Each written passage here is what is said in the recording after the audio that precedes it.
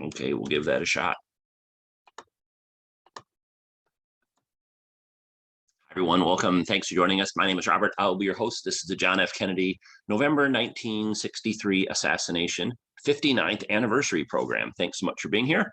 My name is Robert Kelleman. I'm joining you from Dallas, Texas, actually, where the assassination took place. And let's go ahead and get started.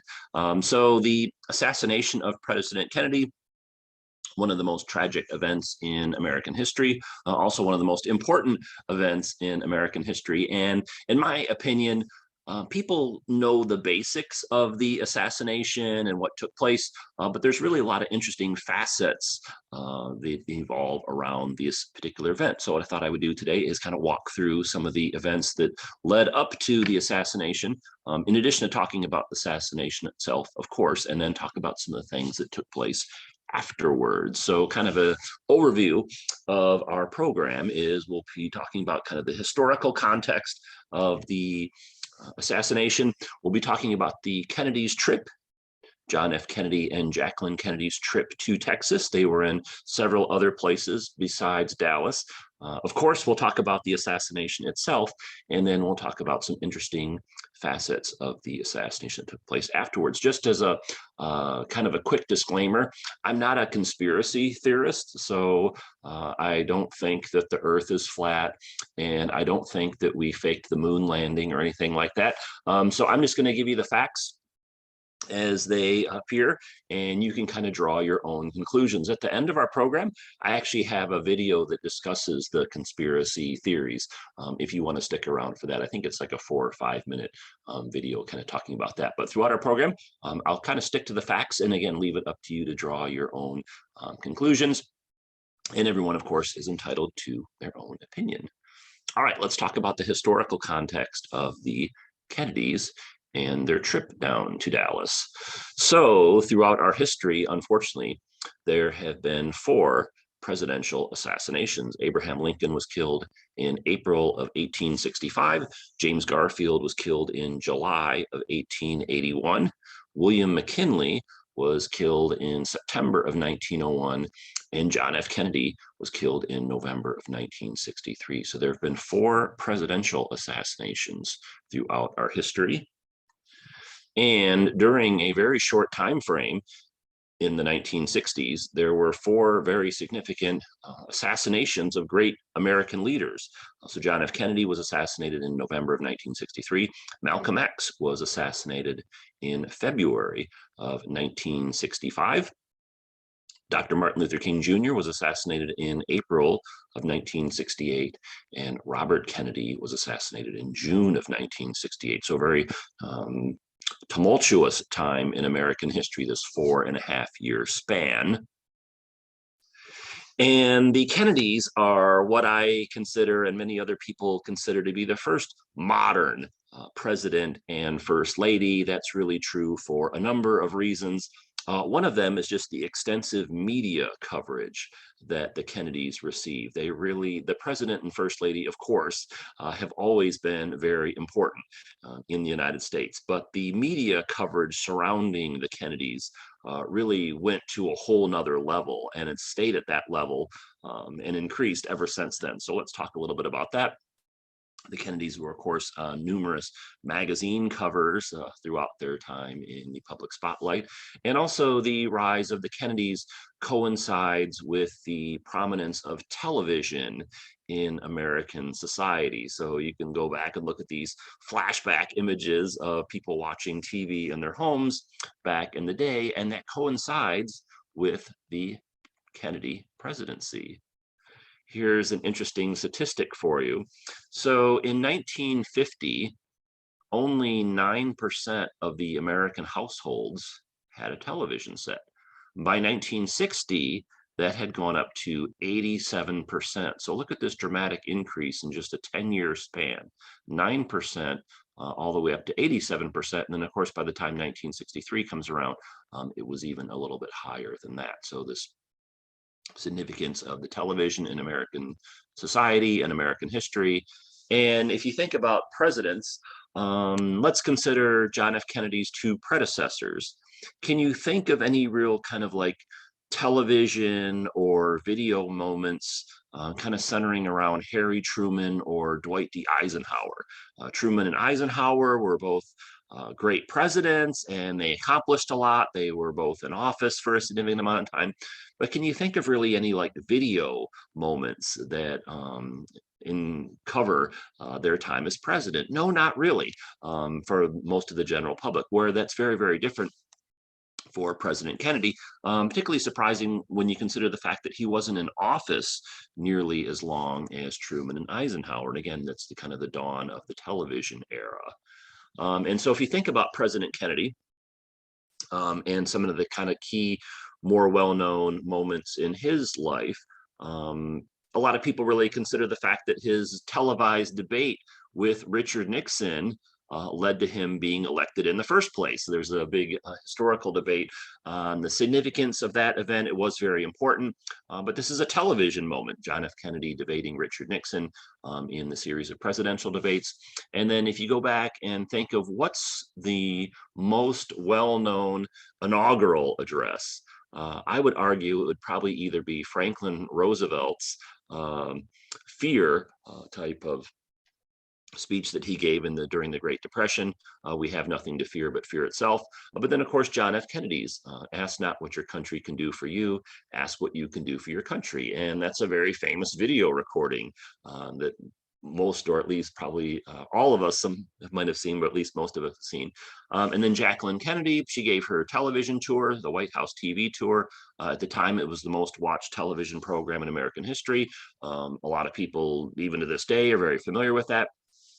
And then even the Kennedy assassination, because of the Zapruder film and the television coverage that followed that, was another kind of TV or video moment. And then last but not least, the Kennedy funeral, John F. Kennedy's funeral in Washington, D.C. So there's all these television/video moments of the Kennedy's time in the White House, which is very, very different than the Trumans and Eisenhower. So something to kind of keep in mind.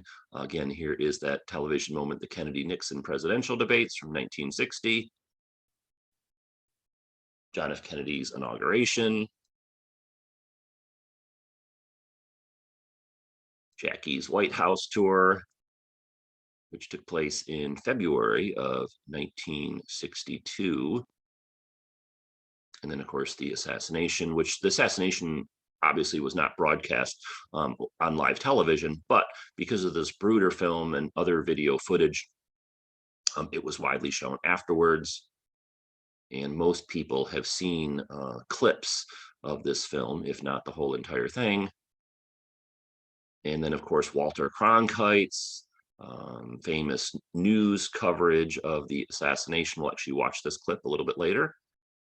And then the funeral, which was broadcast throughout the world.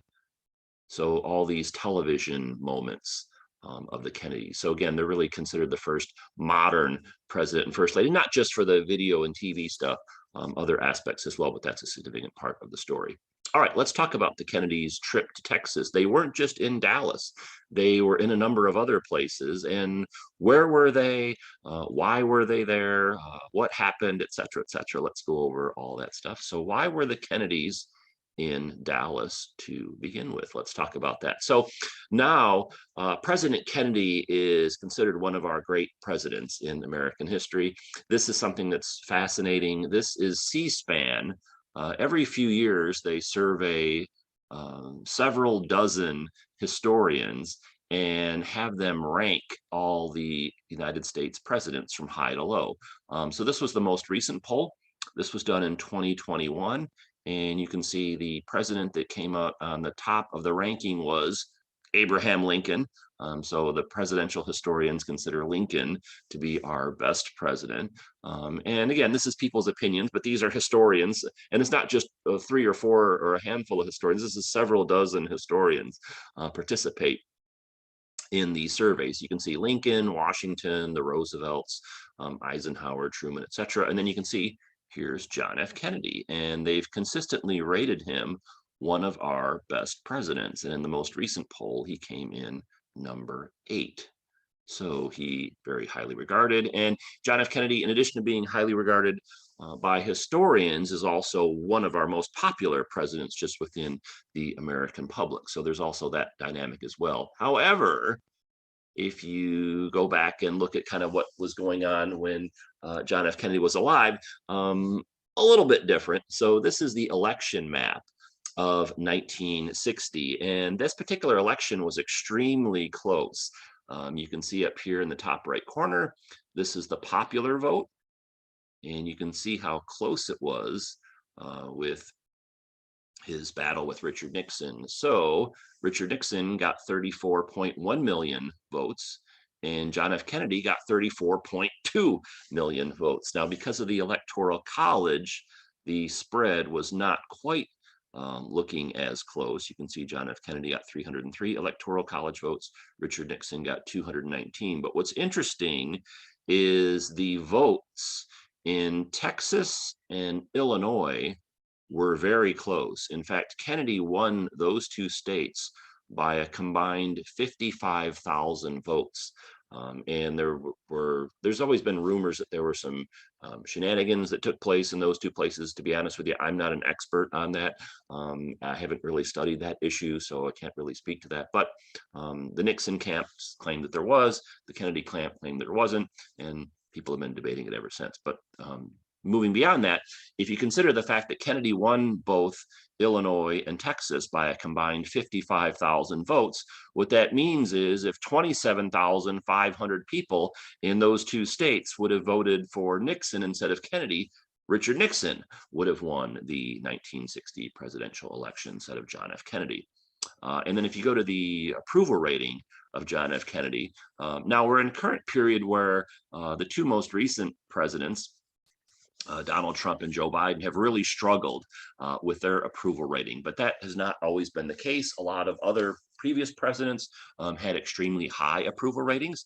So if you look at John F. Kennedy, look, at one point in time, he had 83% approval rating, and it was pretty high throughout much of his time in office, but it really started to taper off in 1963. Now, in kind of contemporary times, being down in the 60s or even 58, that would be something that a lot of people would be envious of, because we haven't seen numbers like that recently. But that being said, John F. Kennedy was a little bit above 50% in terms of popularity at this point in time. So there was a real question of whether or not he was going to be reelected in 1964. And so Kennedy's aware of this, so was his team, and they start a year before the election to kind of informally kick off that process. And thus they end up talking about, hey, John F. Kennedy or Jack Kennedy running for re-election in November of 1964. So at the time of the assassination, the election of 1964 was less than a year away, and Texas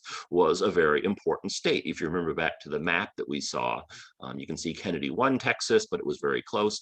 And so this is going to be a very important battleground for him. And it's decided that Texas will be kind of the official kickoff of the 1964 re-election campaign. Another factor to consider is what you'd call the Jackie factor. Jacqueline Kennedy, she was a very popular first lady. I don't have her approval ratings, but it was extremely high. She was very well liked by the public. She drew a lot of media attention wherever she went. And so the thought was she would accompany President Kennedy down to Texas. And here's a picture of President and Mrs. Kennedy exiting church. Here is a picture of the two of them on one of their state visits. And so she's very popular. Now, the reason why this is somewhat interesting for the Texas trip is because Mrs. Kennedy had been out of the spotlight for several weeks prior to going to Texas. And why was that? Well, it's not an unknown part of the story, but it's one aspect that there's a lot of people that aren't familiar with this part of the story. So 15 weeks prior to the death of President Kennedy, they lost their son, Patrick. He was born on August 9th, and these are the headlines. And this is not an unknown part of the Kennedy story, but a lot of people aren't familiar with this aspect. So I wanted to include this. So unfortunately, their son died 39 hours after he was born, their son Patrick. And this is a really interesting case. There's this when you think about Jacqueline Kennedy, one of the things she's known for is the poise that she showed after the death of her husband. When you consider the fact that 15 weeks prior to losing her husband, she also lost her son Patrick. It really makes her poise during the time after the death of her husband even more impressive, so to speak. But anyways, after the death of Patrick, Mrs. Kennedy had some extreme health issues herself, and she was no doubt mourning and grieving. And so she had really been out of the public spotlight since this had taken place. And so the fact that she's going to go on this trip with her husband was really an interesting point, just because she had been out of the public eye for several weeks, but because she was so popular, because they're kicking off the campaign, and this is an important milestone, so to speak, it's thought that it would be great if Jacqueline could accompany her husband, President Kennedy, down to Texas, and so she agrees to do so. So the Texas trip was really the unofficial kickoff to the 1964 re-election campaign, and also the fact that Jacqueline was going to participate was also an interesting and exciting aspect of the trip, given the fact that it was just 15 weeks after the death of their son, Patrick. Now, this is a photo that I've always thought was really interesting. This is actually the kind of last official photo that was taken of the Kennedys during their last night together at the White House. So on Wednesday, November 20th, the Kennedys had a small Christmas or holiday reception at the White House, where they unveiled the family Christmas tree, and they had some friends and family members over. And so here's President Kennedy and First Lady Jacqueline Kennedy standing in front of the tree. And so this is their last night together at the White House in Washington, D.C., Wednesday, November 20th, 1963. And this is kind of like the last official picture taken of the two of them. And then after the reception, the Kennedys went upstairs to the private residence section of the White House. And if you're old enough to remember back in the day when people used to fill out handwritten Christmas cards and mail them off, that was a big aspect of most people's lives. And particularly if you're president and first lady, you have a lot of Christmas cards to mail out. And so it was decided that the Kennedys should get a head start, because they have hundreds and hundreds and hundreds of these cards that they're going to have to sign. So they spent their last night together also beginning the process of signing these Christmas cards. Now, of course, these were never actually mailed, because 2 days later, tragedy struck. Now, the trip to Texas involved a lot more than just going to Dallas. So the Kennedys were scheduled to leave Washington, D.C. on Thursday morning. They're going to go to San Antonio, then they're going to go to Houston, and then they're going to go to Fort Worth. So it's a real whirlwind type of trip. And then on Friday, they're going to leave Fort Worth, go to Dallas.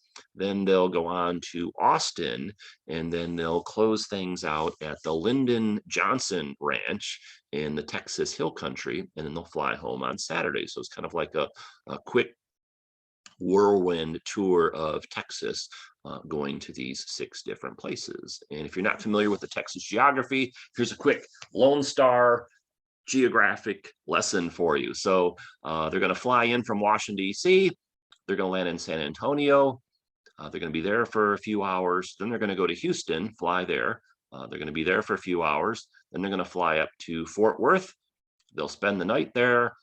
President Kennedy will give a speech in the morning. Then they'll go to Dallas. And then after Dallas, they'll go to Austin, and then to the Lyndon Johnson Ranch. Now, of course, they didn't make these last 2 stops on the trip because of the tragedy that took place. But anyway, that's the historical context of the trip.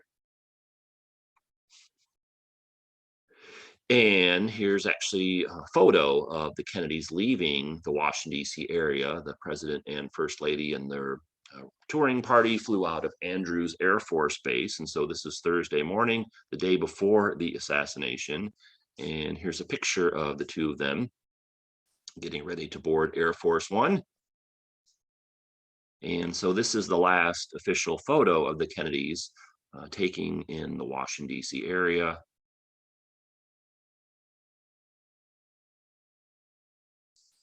And interestingly enough, Jackie's looking at the camera, President Kennedy looking straight ahead, carrying his top hat. And off they go to San Antonio. So let's talk about some of these other places that they went before Dallas, because this is a part of the story that's not really all that well known. I think maybe some people just know about or are familiar with the Dallas part of the trip, but let's talk about some of these other places. So they begin things in San Antonio, and here's the crowd lined up at the airport, San Antonio International Airport. Here's the presidential limousine. Look at all these people up here, hoping to catch a glimpse of the president and first lady. And here they are departing off the plane. You can see President Kennedy holding his top hat. Here's Jackie alongside of him as they exit down the stairs. And that's, of course, Air Force One. And then this is a famous photo. I see this image used frequently in different media contexts. Sometimes, though, I don't see a description of what the photo is. So if you've seen this photo before, but didn't know what the story was behind it, this is President and Mrs. Kennedy after they've exited the airplane, Air Force One, in San Antonio the day before the assassination. And there's a close-up look at the big smiles on their faces.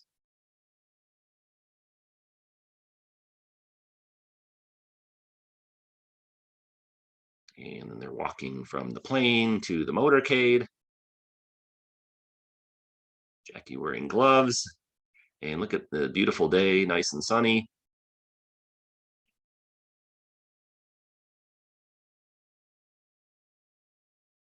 And again, perhaps you've seen some of these photos before, but just didn't know the context behind them.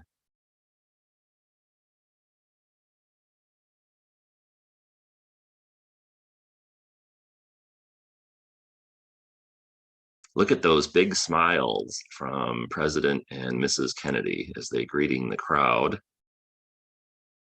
And again, this is just one day before the assassination. This is less than 24 hours before the assassination.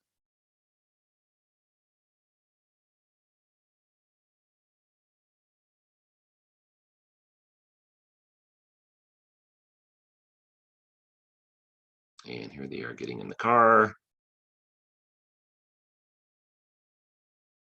And everything just looks so pleasant and carefree in these photos. It's very eerie to look at these, knowing what's going to take place the following day.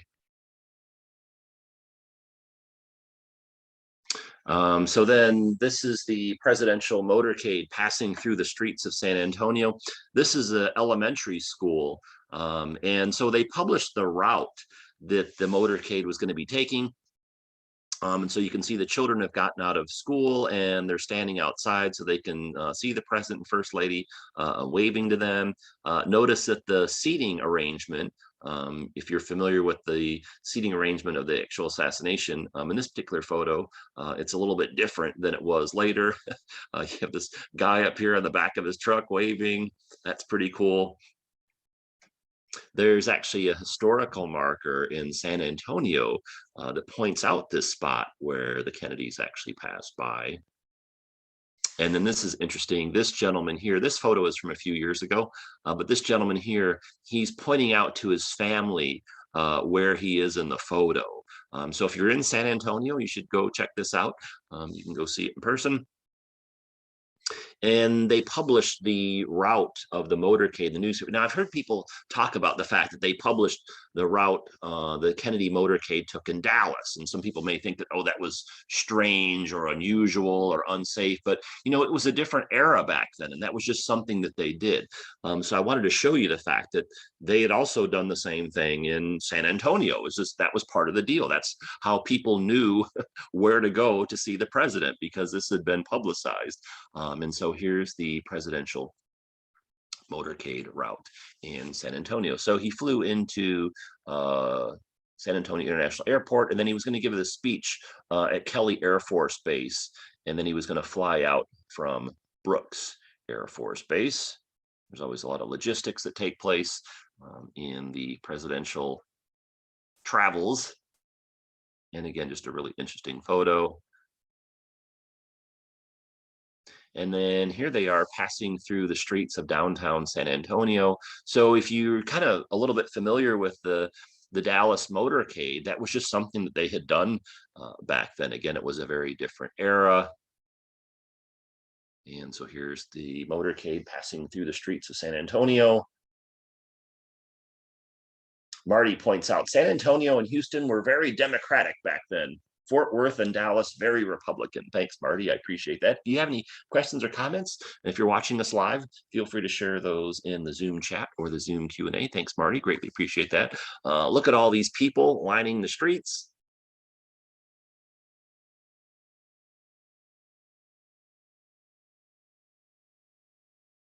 And here's the motorcade passing through.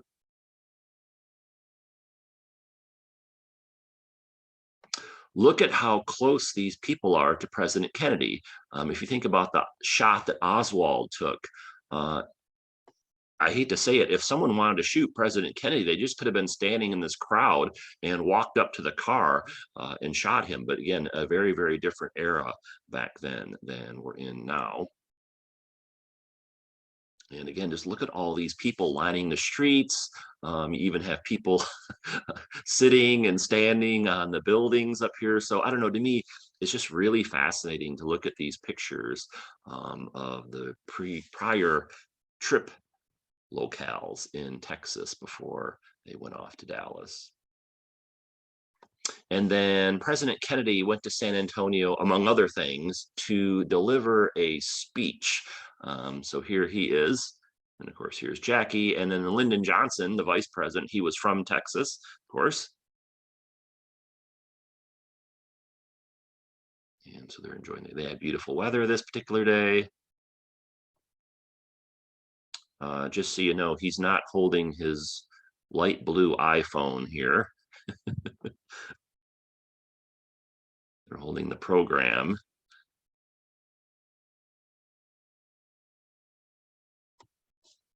And so this was the dedication speech of the Brooks Aerospace Medical Division. And you can find excerpts of this speech on YouTube. I was tempted to play an excerpt, but due to the time limitations, I decided to pass on that. But if you want to hear President Kennedy's speech, you can find it in different locations on the internet. And then the motorcade left there. And they left San Antonio. And then here was some of the press coverage they received. Thousands give JFK rousing San Antonio welcome. So you can see some of the press coverage from there. And then it was off to Houston. So this is the same day. Remember, they left Washington, D.C. Thursday morning. They arrived in San Antonio. They were there for a while, then they went off to Houston. And here they are exiting the plane there. You can tell the time difference. If you look at the pictures of the Kennedys for this particular day, you can kind of tell the ones where they're departing the plane in San Antonio versus Houston, because the Houston ones, it's getting later in the day.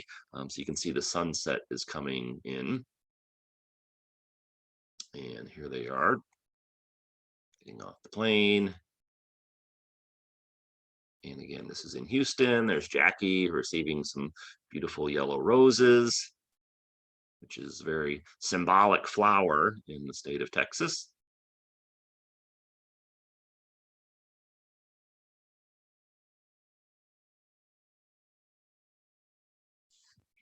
And it's just so sad and eerie just to look at the smiles and the welcome they received in these photos, knowing what's going to be taking place the next day. Very tragic. And then again, you can see the sun setting.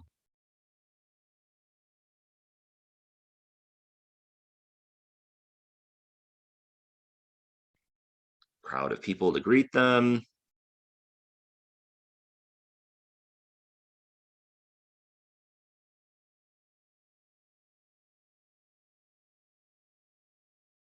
More crowds.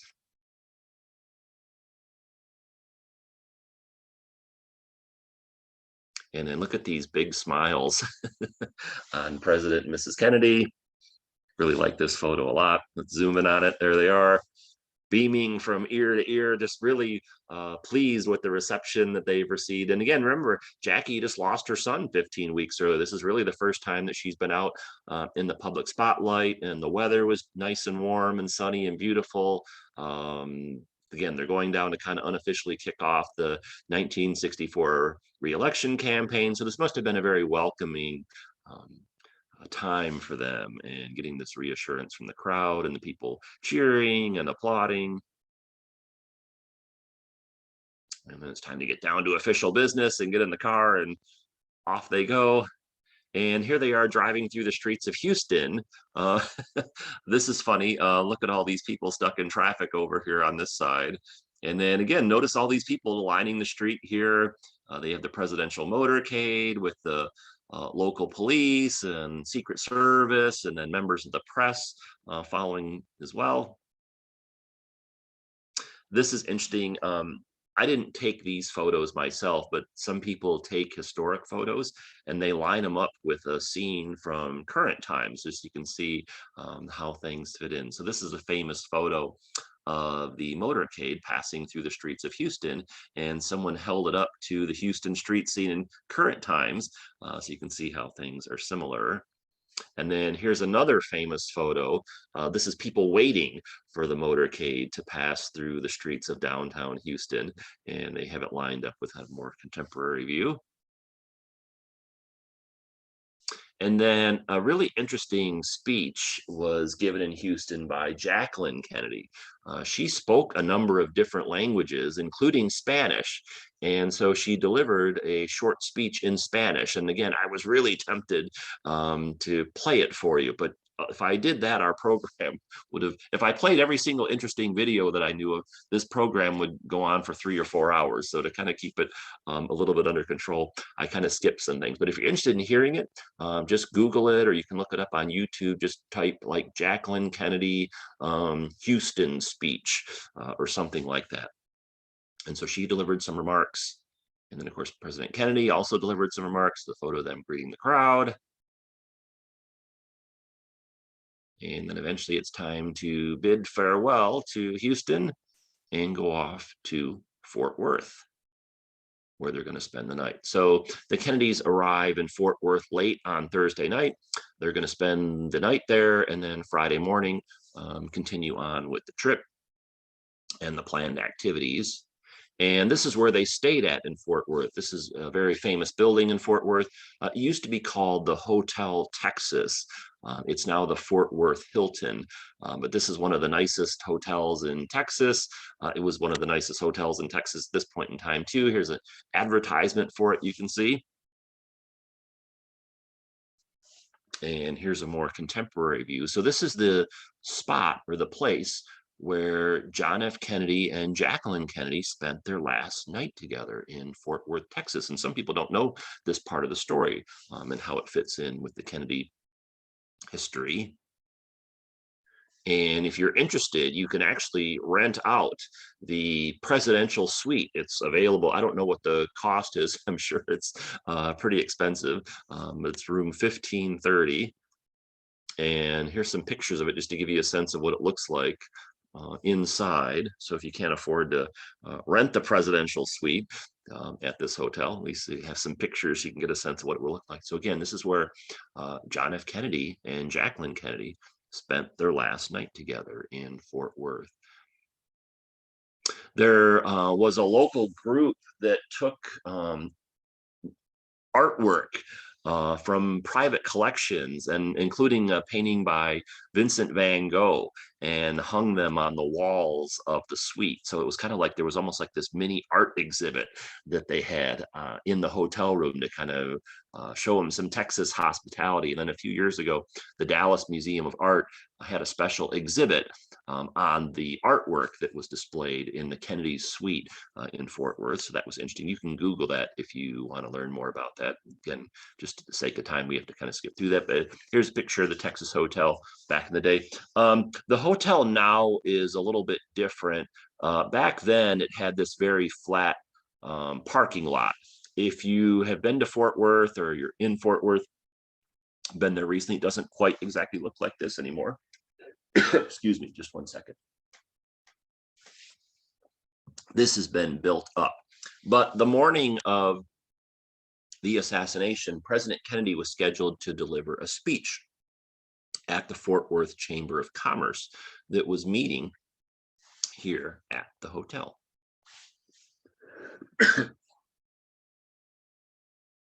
Here's a picture of President Kennedy coming outside. So he heard there were all these people waiting outside to hopefully get a chance to see him and Jackie. And so it was decided that he would come out and give kind of like an impromptu speech to the people that were standing outside, which I think they estimate the crowd to be between 2,000 and 3,000 people. So here's President Kennedy and some other members of the dignitaries and Secret Service, etc., coming out of the hotel. If you haven't been to Fort Worth, Texas, their slogan is "Where the West Begins." And here's President Kennedy. And again, there was a big crowd to greet him, which was surprising because the weather was actually pretty poor at this particular time. It had been drizzling all morning. You can see people with the umbrellas. And that's historically significant because it had the rain continued later into the day. When they were going through Dallas, of course, they wouldn't have had the top down on the convertible, and history would have turned out very differently. But it had been drizzling all morning, and then all of a sudden the rain stopped, and President Kennedy thought that would be a good opportunity to go out and see all these people that have been waiting in the rain to hopefully catch a glimpse of him.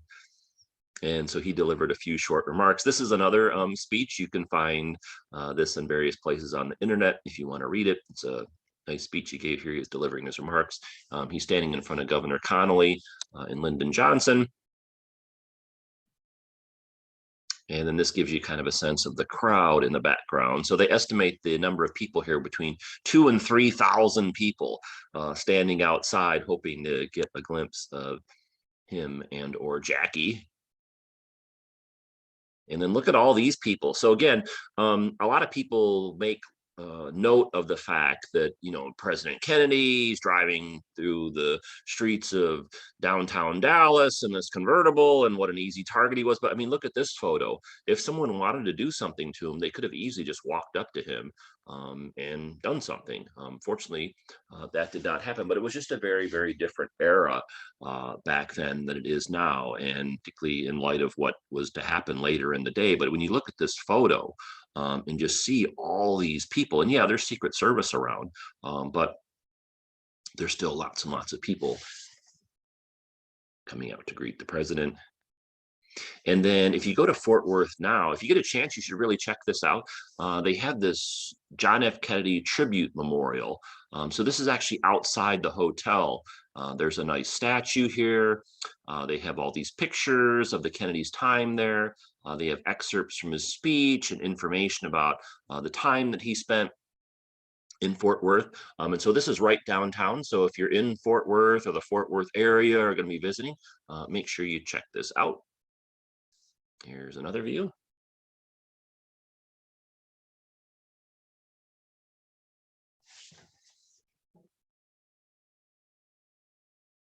Oh, here's another comment from our friend Marty. She says, Texas Democrats needed the Kennedys to shore up Texas support for the 1964 election.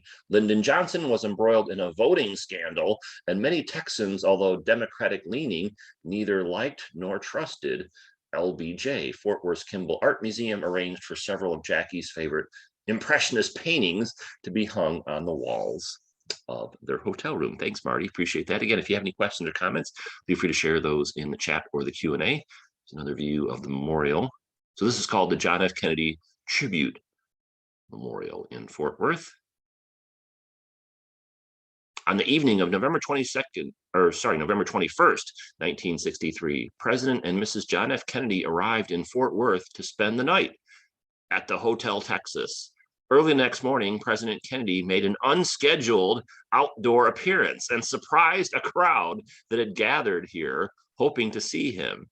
At breakfast in the hotel, he spoke to 3,000 people emphasizing Fort Worth's role in defense and aircraft production. So that was one reason why he came here. Fort Worth had a lot of manufacturing that was really important in the national defense. Remember, this is the height of the Cold War. And then I'll let you kind of continue and read that. So let's see, he accepted with good humor the city's traditional welcome gift of a locally made Shady Oaks Western hat. The president's trip around Texas, though billed as non-political, was surely brought about by infighting among Texas Democrats, as Marty pointed out. Following breakfast on November 22nd, 1963, the president and his entourage left the Hotel Texas in a motorcade to Carswell Air Force Base for a short flight to Dallas. On the drive to luncheon speech in Dallas, President Kennedy was assassinated, bringing shock and grief to Texas, the nation, and the world. So this is the historical marker that's in that memorial I was just showing you. And so here's President Kennedy delivering his remarks at the Fort Worth Chamber of Commerce inside the hotel. So this is the last speech that he ever gave. Here's President Kennedy. Here's the sign of the Chamber of Commerce. And then if you look over here, you can see here's Jackie and here's Lyndon Johnson. And then this is the last segment of the speech that President Kennedy gave. And so he said, "I am confident as I look to the future that our chances for security, our chances for peace are better than they have been in the past.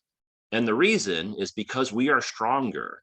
And with that strength is a determination to not only maintain the peace, but also the vital interests of the United States. To that great cause, Texas and the United States are committed. Thank you." And so those were the last words of the last speech that John F. Kennedy ever gave, and that was in Fort Worth, Texas, just a few hours before he was killed. And then there's Jackie with her famous pink suit, talking to, this is Lyndon Johnson, of course. She's a little bit cropped out of the picture, but this is Lady Bird Johnson. And then here's John F. Kennedy, of course, over here. And then the Kennedys are going to depart the hotel and go off to Dallas. And so here's Jackie walking out of the Hotel Texas. And then here's that sign again. "Welcome to Fort Worth, where the West begins." Here's President Kennedy walking out the door. Here's Jackie getting in the car with her pink suit. And then here they are traveling through the streets of Fort Worth. So this is like the main downtown area in Fort Worth. And again, look at all of these people that have come out to see the Kennedys. Just a really enormous crowd here as they pass through the streets of the city. And then I have a short video that I thought I would play that kind of captures the Kennedys' time in Fort Worth. Let me, oops, hold on. I broke something on my computer. Let me get this queued up here.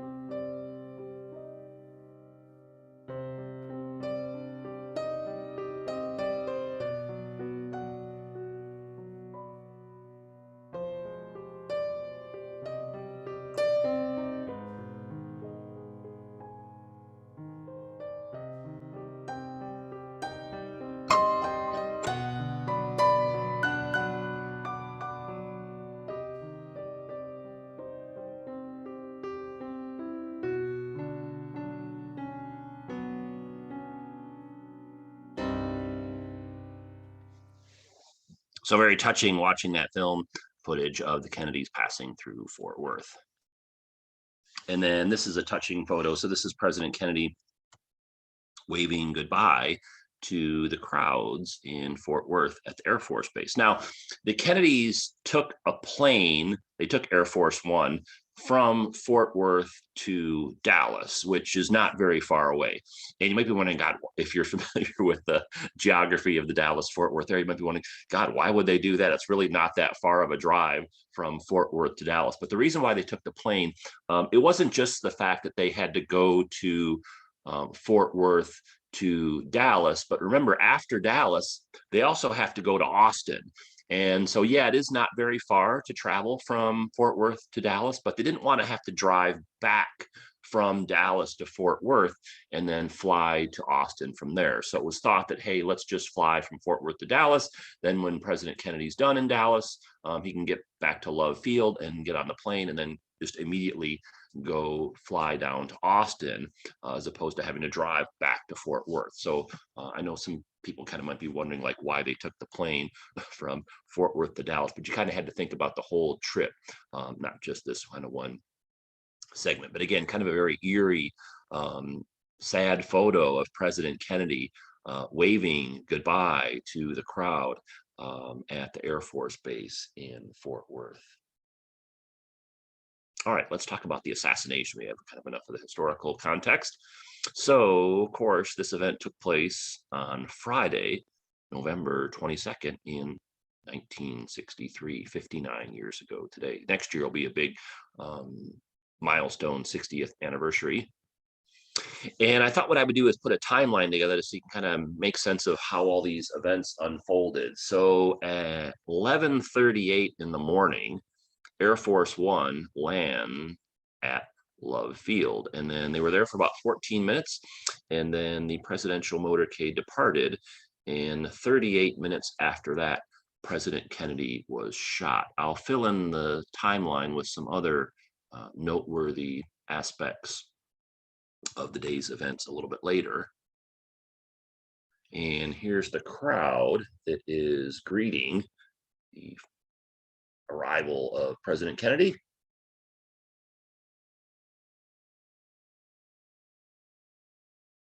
Beverly pointed out the music in the video that we just saw is very ominous. Yeah, I would agree with you, Beverly. That's very true. Look at all these cheering fans and supporters and members of the general public coming out to greet the Kennedys at Dallas Love Field. Here was the newspaper visit that was talking about the fact that the Kennedys had been in San Antonio. Storm of political controversy swirls around Kennedy on visit. And then here's a map on the front page of the Dallas Morning News showing the route of the presidential motorcade. So here's the headline. Remember, there's that photo images we saw earlier, and then here's the map. And so again, you might be wondering, like, why would they do that? Well, they wanted people to come out and see the president and first lady. That was kind of one of the points of the trip. And so if they didn't publish the route, how would anyone know that they were going to be passing through? So that's the story behind that. Now, not everyone in Texas was a fan of President Kennedy. So these leaflets had been handed out saying President Kennedy was wanted for treason, and there were these protesters, Yankee go home, et cetera, et cetera. So again, I kind of talked about earlier the fact that President Kennedy, even though now he's considered one of our best presidents, he's one of our most popular presidents, he did win the 1960 election very, very closely, and his approval rating had been deteriorating. So things were a little bit different back in 1960s than they are now. And then look at this beautiful photo of Jacqueline Kennedy and John F. Kennedy exiting Air Force One at Love Field in Dallas.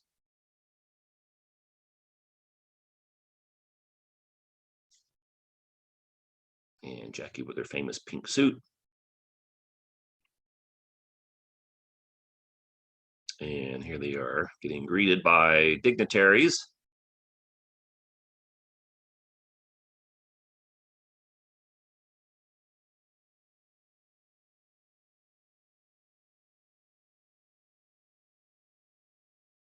And again, the weather was very beautiful. So the weather really played an important part in the day's event. So the last 2 days, I was actually down at Dealey Plaza and the John F. Kennedy Memorial. And the weather in Dallas this past weekend, extremely cold. It was 37 degrees yesterday at 9 o'clock in the morning. It was 38 degrees at 9 o'clock in the morning today. So if it had been that cold back then, or if it had been raining, remember in Fort Worth, it was initially raining in the morning, they wouldn't have been driving with the top down, the convertible. And history would have turned out very differently. The Weather Channel has a really fascinating series where they describe historical events that were impacted by the weather. But you can see by this point in time, the sun has come out, it's warming up, and the weather is really perfect at this point in time for late November in Dallas. And then here's Jacqueline Kennedy holding a bouquet of red roses.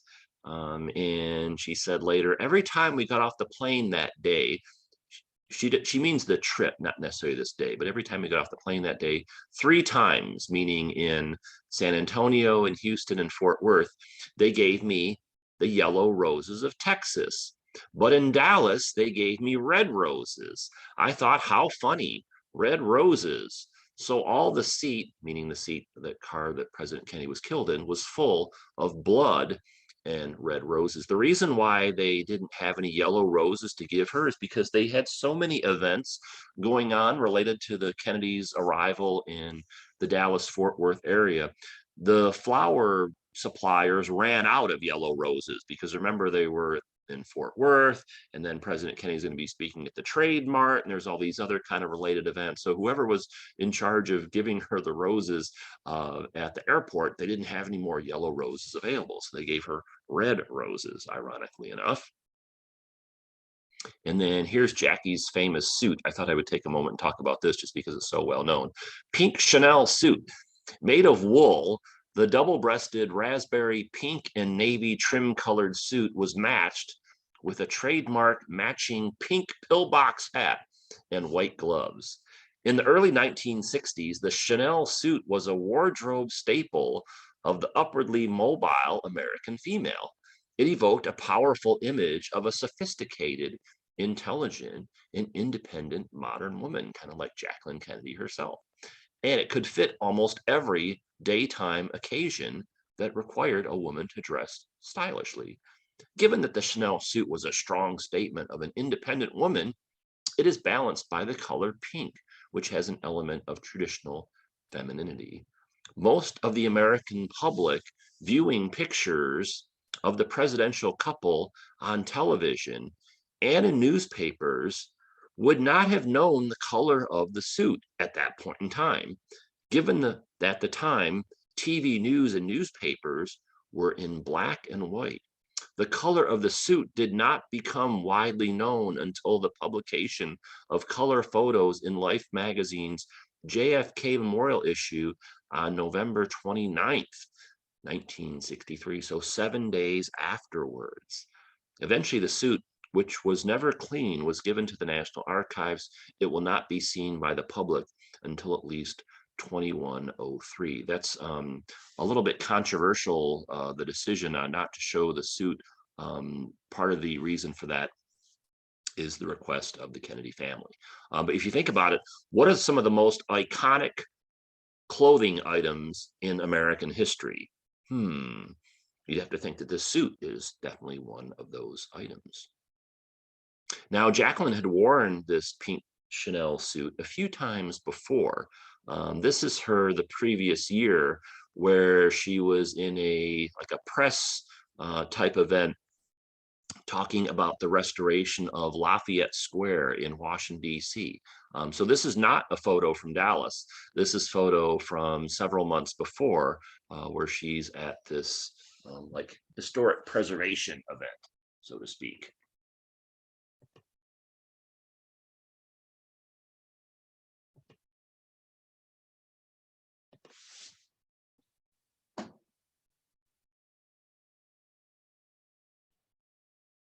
And then this is a European fashion advertisement that actually has the suit on it. So this was from before Jackie wore it.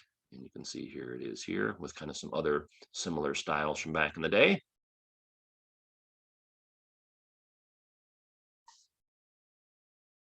And again, those big smiles as they get off the plane.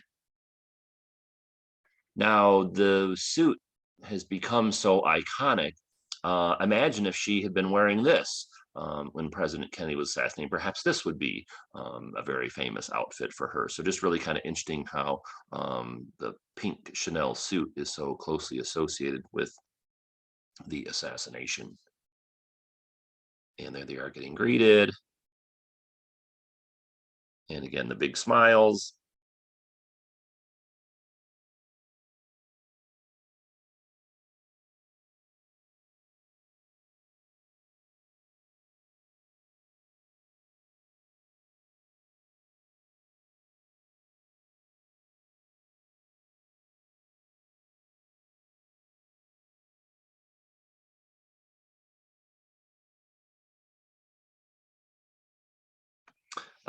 So again, look at the crowd. I had to actually put arrows in here to show you where the Kennedys are. So this pink arrow, look, you can see Jackie down here. And then the blue arrow, you can see President Kennedy here. So this is a fence, but there were all these people lined up. And so the two of them decided to go up to the people that were standing behind the fence to greet them and shake their hands and chat with them and stuff. So again, just a really big turnout. People. And some more photos. These ones in black and white. And here they are greeting the crowd. And again, it would have been very easy to someone to do something if they wanted to right here, among other places. Now, I thought I would do this. You know, you have to kind of think back of what the era was like back then for the media. So this is before CNN and the internet and the 24-hour news cycle and et cetera, but they were broadcasting the Kennedy's arrival at the airport and the various other activities kind of centered around their trip on the radio. So I'm going to play a video. It does have a video that accompanies it, but it wasn't the video that like would have been streaming on TV. So as you're listening to this, kind of pretend, let's go back in time, that you're somewhere in Dallas and you're listening to the radio because they didn't have, you know, live television coverage of the trip back then. So it's kind of pretend you're listening to this on the radio, but someone was nice enough to take the audio recording from the radio and line it up with video. So we're going to play this and you can kind of get a sense of what it would have been like to see or listen to the Kennedys' arrival at Love Field.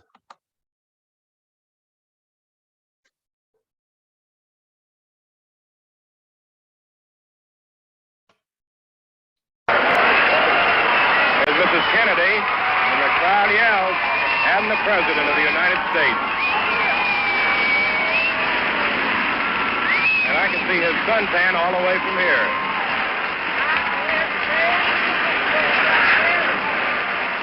Shaking hands now with the Dallas people, Governor and Mrs. Conley. Governor Conley on your left.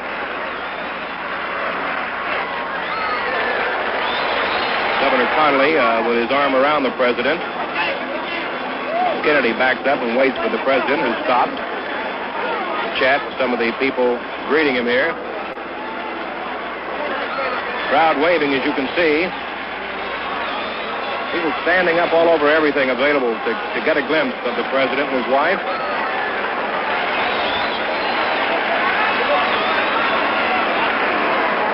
Cheering and yelling going on down the way as they approach the cars. Secret Service right along with the President, of course. The President passes right in front of a Dallas police officer, right in front of our cameras now.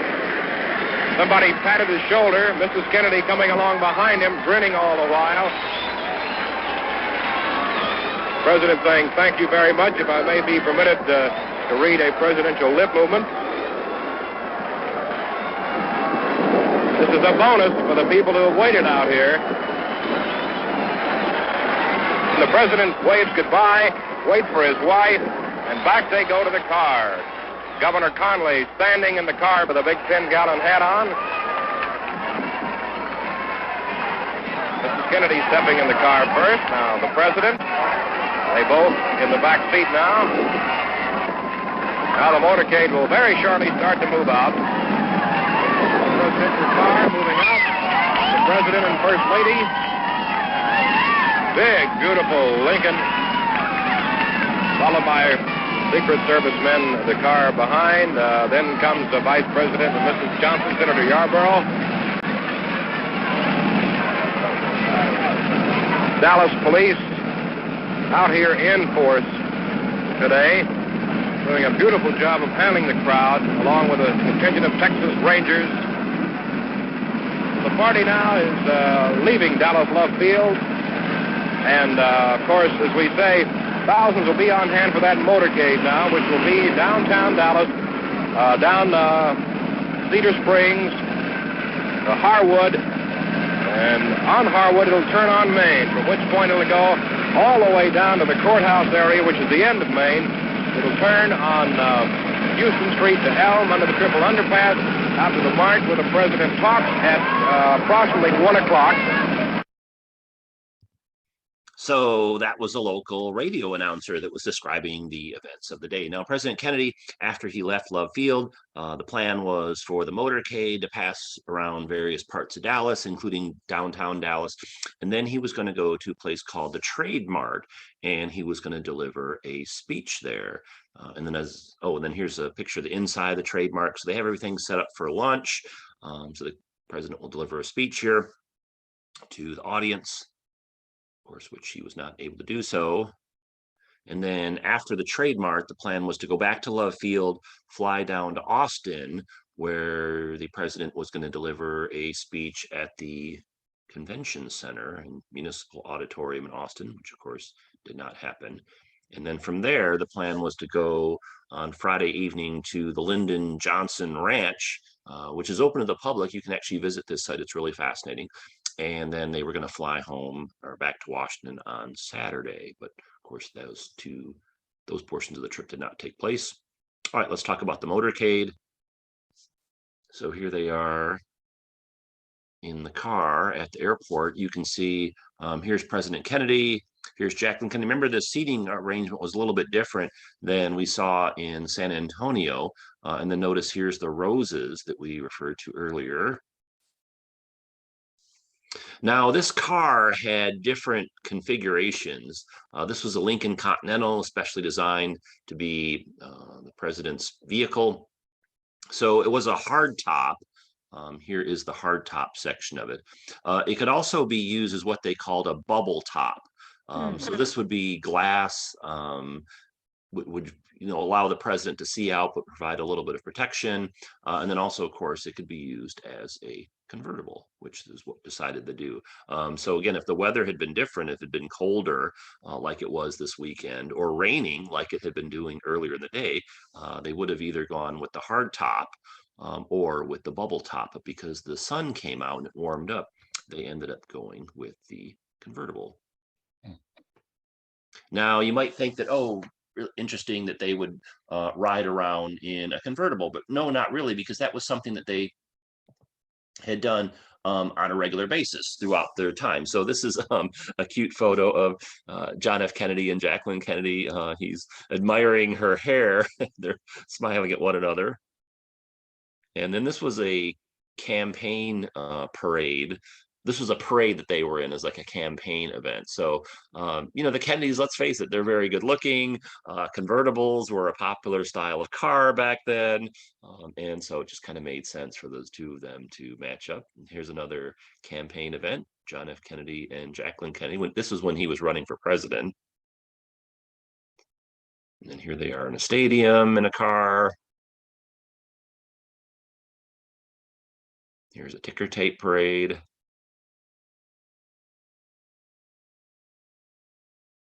Another parade. And then this is actually just a few weeks before the assassination. You might recognize this photo. This is John F. Kennedy actually going through the streets of downtown Washington, D.C. On the way from Union Station to the White House. So again, this kind of motorcade thing, while it may seem unusual now because presidents don't do this anymore, this was something that was just very common back at that point in time in history, and not just even in the United States. This is a photo of Jacqueline Kennedy, and this is a trip that she took to India. And so this is her passing through the streets of India in a convertible. President Kennedy did not accompany Jacqueline on this particular trip. She went with her sister. And then here's the president passing through the streets of Mexico. And then here they are in Ireland. So again, this was just kind of somewhat of a common thing back then. So Dallas was really not all that unique in terms of the president passing through the streets for people to see and greet him, and vice versa. And so this is the early part of the motorcade.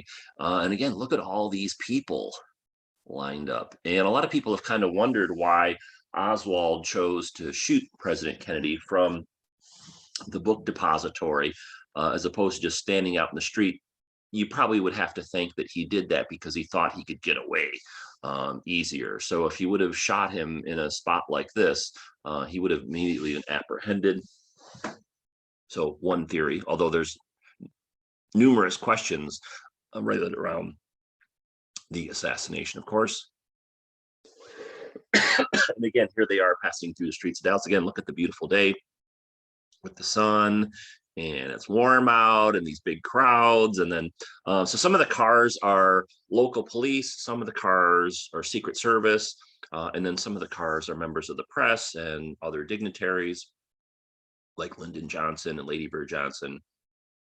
And then here's a famous photo of the motorcade. Again, note the people alongside the street. And here's where the tragedy took place. So this is the book depository. It's called that because this building was used by the Dallas School District to store books that were going to be distributed to the students. So this is Friday, November 22nd, 1963, et cetera, et cetera. So you can see here is where the events start taking place. 3 bullets are fired. And so here's where Oswald is. And here's where the bullets come down. I'll show you some other views of that in a minute. So this is the scene, the building in more recent times. Here's the window that Oswald looked out of. The motorcade came down this street towards the building, and then it made a left turn right here. And then that's where things took place. Here's another view. This is actually the view that Oswald had. So the presidential motorcade came down this street, turned right, came down through here, made a left turn, and then these trees were there back then, but they were much smaller, so his view would have not have been obstructed. And this is where things took place. Another picture. And then here's another view from the opposite direction. So the motorcade came down through here, it turned right, came down through here, turned left, and then these where the shots came. And you can visit this site today. It looks pretty much exactly the way it did for the most part, to the way it did back then, with the exception of the fact that the trees are a little bit taller now than they were back then. And then here's another view. Here's the window of the book depository. Here's that famous photo of the Kennedys.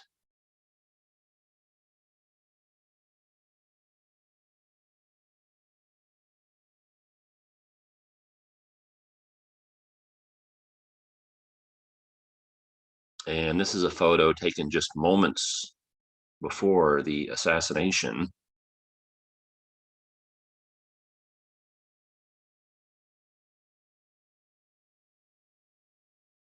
You can see here the Secret Service standing on the side rail of the car following President and Mrs. Kennedy. And then here's the local police officers and their motorcycles. Here's a view from the other direction. And then this photo, actually a woman that was standing opposite of the book depository took this photo. And you can see President Kennedy has already been shot here because he's lurching over to the left as Jackie's looking towards him to kind of see what's going on. This is the infamous grassy knoll up here. And then again, we talked about the fact that the Kennedys' first modern president and first lady, everyone has, for the most part, usually seen the Zapruder film. It's just so well known. So imagine how our memory or our kind of conceptualization of this event would be different if it weren't for the fact that this video footage was taken by Abraham Zapruder. So here's a photo of him. His name is very famous, and because it's closely associated because of the film. Here's the camera. The Zapruder film is a silent 8mm color motion picture sequence shot by Abraham Zapruder with a Bell & Howell home movie camera as United States President John F. Kennedy's motorcade passed through Dealey Plaza in Dallas, Texas on November 22nd, 1963. Unexpectedly, it ended up capturing the president's assassination. Even though it is not the only film of the shooting, the Zapruder film is considered to be the most complete one, giving a relatively clear view from a somewhat elevated position on the side from which the president's fatal head wound is visible. It was an important part of the Warren Commission hearings and all subsequent investigations of the assassination, and it is one of the most studied pieces of film in history. Can you think of any other films that have been studied as much as the Zapruder film? Here's an advertisement for the camera that he was using, Bell & Howell. And here is the camera. It's in the possession of the National Archives in Washington, D.C. And so you can go see it if you visit their museum, which is actually not very far from the White House. And we talked about here was the path the motorcade took. And then it turned left. And then here's the book depository. And so here's where Mr. Zapruder was standing, right here. So his video captured things. Now there was a sign right here, which obscured part of the video, ironically enough. And then here's some clips from the video. Now, I was really debating whether or not to show the video. I didn't for a couple of reasons. Number one, I feel like a lot of people have already seen it. Number one, and number two is widely available on the internet. And so if you do want to see the, I thought we'd spend our time talking about and showing other things. It's also pretty graphic. And so kind of out of respect, I chose not to show it for that reason, but I don't want to make anyone upset. If you do want to see it, it's very easy to find. It would take 5 seconds to go to YouTube, type Kennedy Zapruder film, and all different versions that will pop up. Now, I wanted to play, though, a video that kind of talks about the history of the Zapruder film. I actually thought this was interesting. So let's go ahead and cue this up. And again, thanks so much for joining us this evening.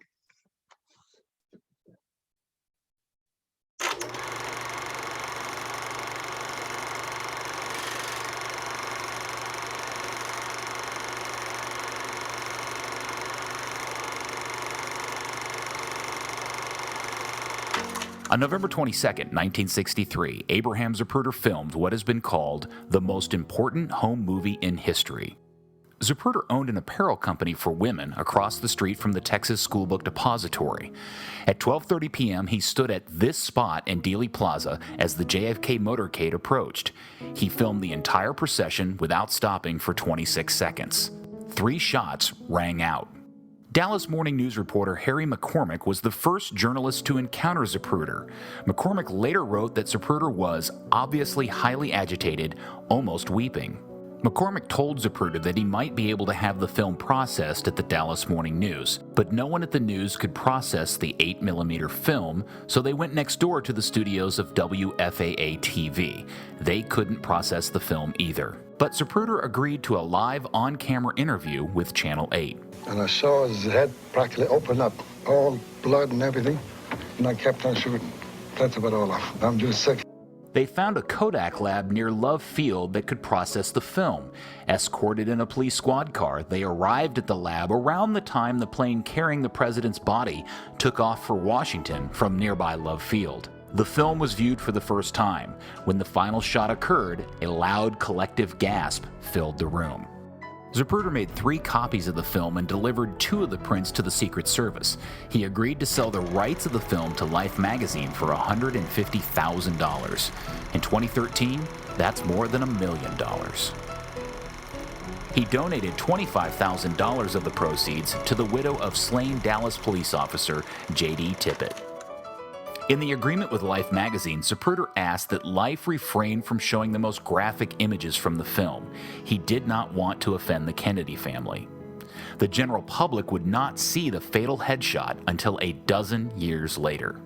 In 1975, ABC News reporter Geraldo Rivera obtained a copy of the film and convinced network executives to show it on his weekly talk show, Good Night America. The showing of the film caused a national sensation, fueling conspiracy theories. In 1991, the controversy continued when director Oliver Stone used the Zapruder film extensively in the movie JFK. In 1999, the Justice Department gave $16 million plus interest to the Zapruder family as compensation for the government's forced acquisition of the film.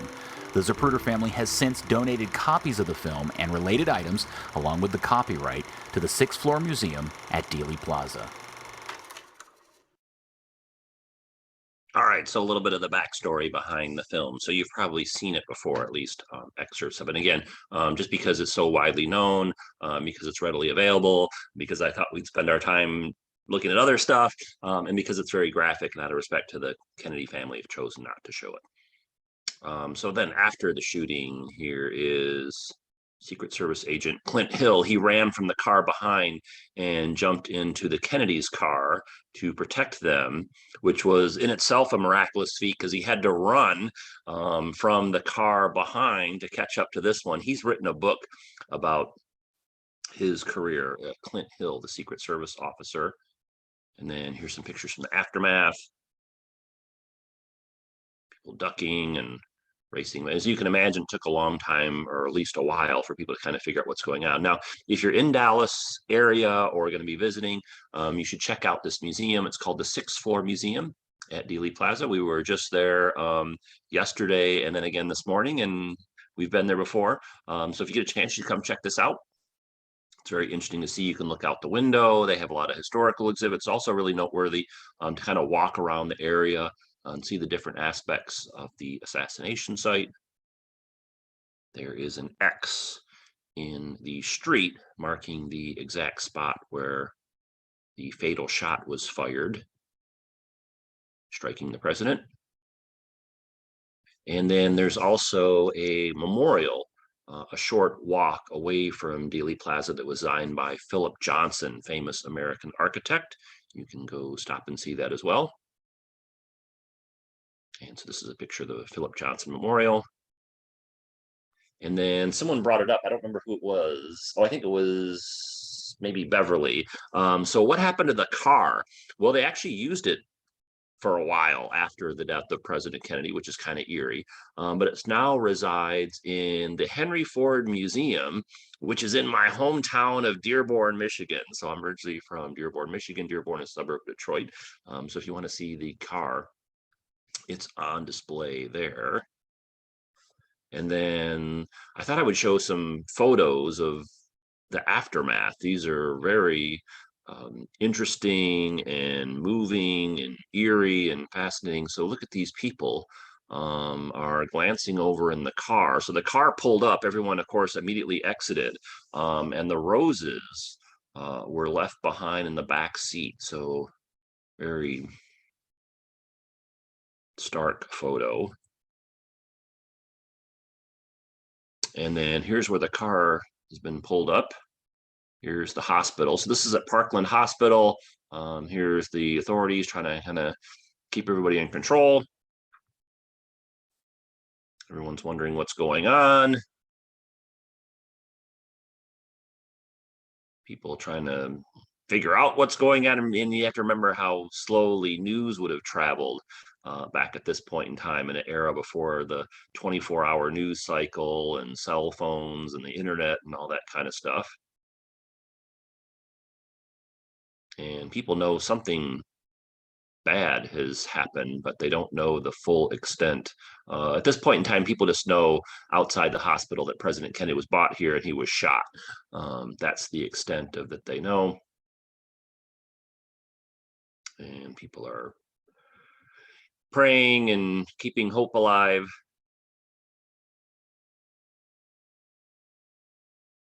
You can tell the pictures that were taken before it was announced that the president had died and after, and I'll show you why in a minute. So you can tell these pictures were taken before it was announced that President Kennedy was, just because people have a very concerned look on their face.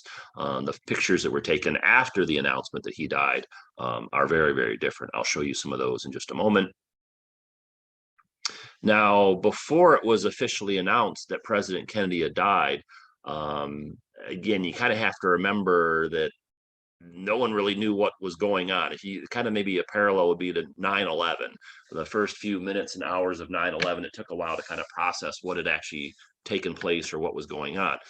So at this point in time, no one really knows what's going on. And so the thought was, because of security, that they should get Johnson out of here. So Lyndon Johnson was actually moved out of the hospital before it was officially announced that President Kennedy had died. I think it just took place just a few minutes before the official announcement was made. So here's Lyndon Johnson. He's being taken to Love Field. So they know inside the hospital that Kennedy has died, but they haven't told people on the outside that just yet. But then they set up for the news, and the White House team and the medical team there at the hospital came out and announced that the president had died. Now, they don't have the satellite news feed technology. So like, this wasn't broadcast on live television like it would be done today. And so they're making the announcement of what's taken place. And again, here's our timeline. So President Kennedy was shot at 12:30. The limousine took 6 minutes to get from there to Parkland Hospital, arrived at 12:36. It was pretty quickly at 12:40 that Walter Cronkite first announced that the president had been shot. I'll actually play a video clip of that in just a moment. At 1:26, Lyndon Johnson departed the hospital. And then 4 minutes later, they actually officially announced that he had died. President Kennedy had died. So interesting that they got Johnson out of there a few minutes before they made the announcement, or they didn't make the announcement until they had gotten Johnson out of the area, so to speak. I'll have a few more noteworthy dates to fill in the rest of the slide, and I'll show you that a little bit later. And you can see at this point in time, okay, it's been announced that the president has died, because people are weeping and crying and carrying on. There's a lot of photos like this. You can just tell the people, there's just a lot more emotion taking place. So these photos were after it was announced that President Kennedy, the kind of the hope that he would be okay has vanished, because it's been announced that he's died. And then Robert Kennedy was actually at home in Virginia when he first got word that his brother had been shot. And then he was outside with some of his children when word finally got to him that not only was the brother shot, that he had been killed. And so this is a very touching photo. This is this is Robert Kennedy with two of his children, comforting them after he's just received the news that his brother has been killed. And this is at his home in Virginia. He was not with the president at that point in time. And then famously, Walter Cronkite announced to the world what had been taking place in Dallas. And so this is how a lot of people actually found out about how President Kennedy had been killed. If you actually know anyone that was alive back then, like my mom and dad are still alive, you should ask them what their memories were, how they found out about the shooting and the death of President Kennedy. You usually get a lot of interesting. The dean of American media personalities, the veteran Walter Cronkite, you could hear him cracking up his voice as he was announcing the death of President Kennedy. So I remember back to this photo that we showed earlier John F. Kennedy and Jacqueline Kennedy exiting the Air Force One at Love Field in Dallas, and then you contrast that with these other two photos. So this is the casket bearing the body of President Kennedy being put on board Air Force One. There was a little bit of a scuffle between the local authorities in Dallas and the Secret Service. The local authorities did not want to release President Kennedy's body to the Secret Service to take back to Washington. So there was a debate going back and forth on what should they do and what was the protocol going to be and how was this process going to work. And then Jacqueline said that she was not going to leave the hospital unless she was with her husband's body. And then Lyndon Johnson said that, well, he's not going to leave unless Jackie leaves. And so there's all this going back and forth. And then I think the Secret Service kind of leveraged their way to getting a hold of the body and taking it away. But this was kind of a contentious moment for a while and a little bit controversial. But that being said, I've always thought this photo was extremely sad, given the context of, remember this one, which was this really happy moment of them getting off the plane just a short time earlier. And then here they are putting President Kennedy's body in, they put it in a coffin and they're carrying it up to Air Force One. And then look at this photo of poor Jackie. She's having to go up the stairs all by herself. You can see the blood spattered on her suit. And, you know, she's having to walk up the stairs by herself. And so just to me, this really incredible series of three photos, the contrast between the happiness of the one on the top and the sorrow and loneliness and etc. The ones on the bottom, just very striking. All right, let's talk about a little bit of the aftermath. So this is a famous photo. This is Lyndon Johnson taking the oath of office. You can see Lady Bird Johnson is behind him. Here's Jacqueline over here. So this was just a little bit more than a couple hours after the shooting. This famous photo is taken. You can see Jacqueline here, obviously very emotional. So it was decided that Lyndon Johnson should take the oath of office at the plane because they thought this would be a more secure area over at the airport, and it was decided that he would take the oath of office before that plane actually took off, just to be on the safe side. Again, they're not quite sure what's going on. They don't know if this is part of a broader conspiracy or something else. Here's a colorized version of that photo.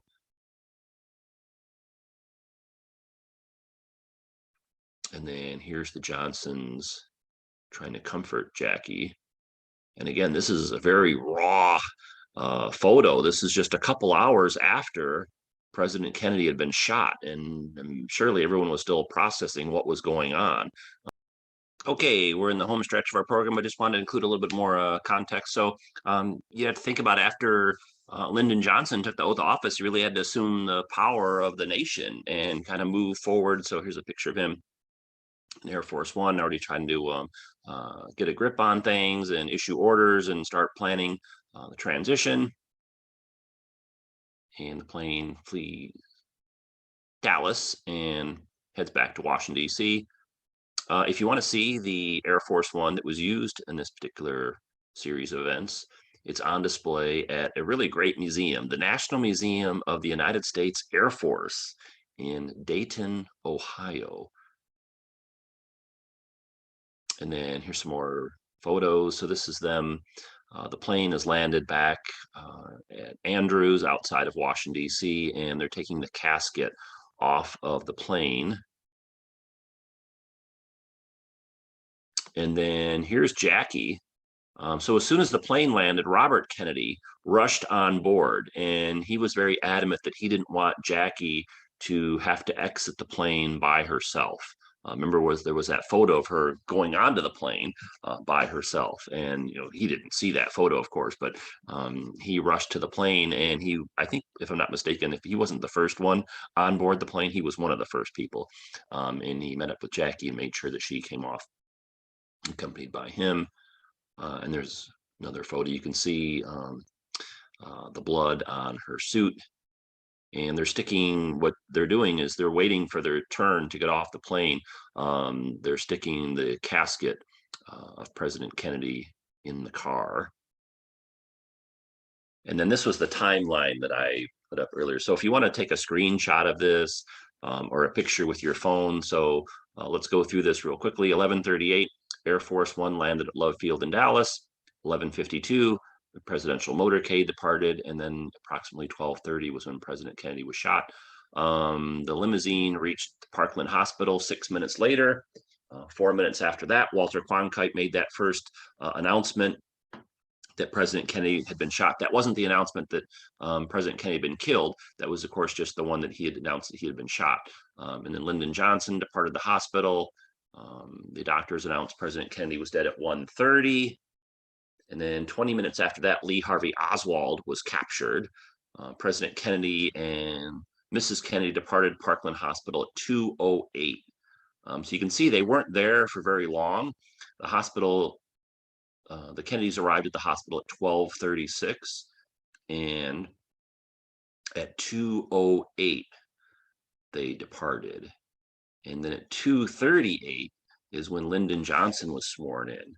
And so that was 128 minutes after President Kennedy had been shot and 68 minutes after it had been announced publicly that he had died. And then a short time thereafter, Air Force One departed Love Field at 2:47. And then at 5:58 Eastern Standard Time, or 4:58 local time, Air Force One lands at Andrews Air Force Base, which is the Air Force base outside of Washington, D.C., that the president and many other people use.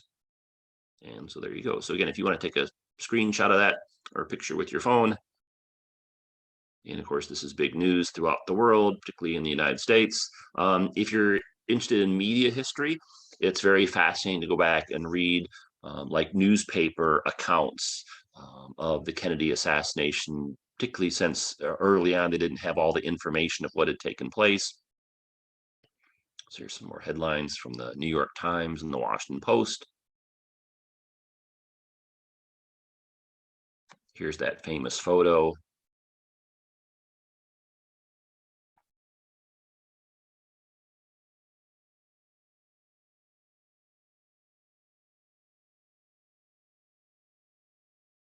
Commuters on their way home. And of course, there was a lot of magazine coverage. I met a gentleman who actually worked for President Kennedy, and I wanted to include this image because he told me that he thought this was the best, most realistic likeness of President Kennedy. This was an image that was done by Norman Rockwell.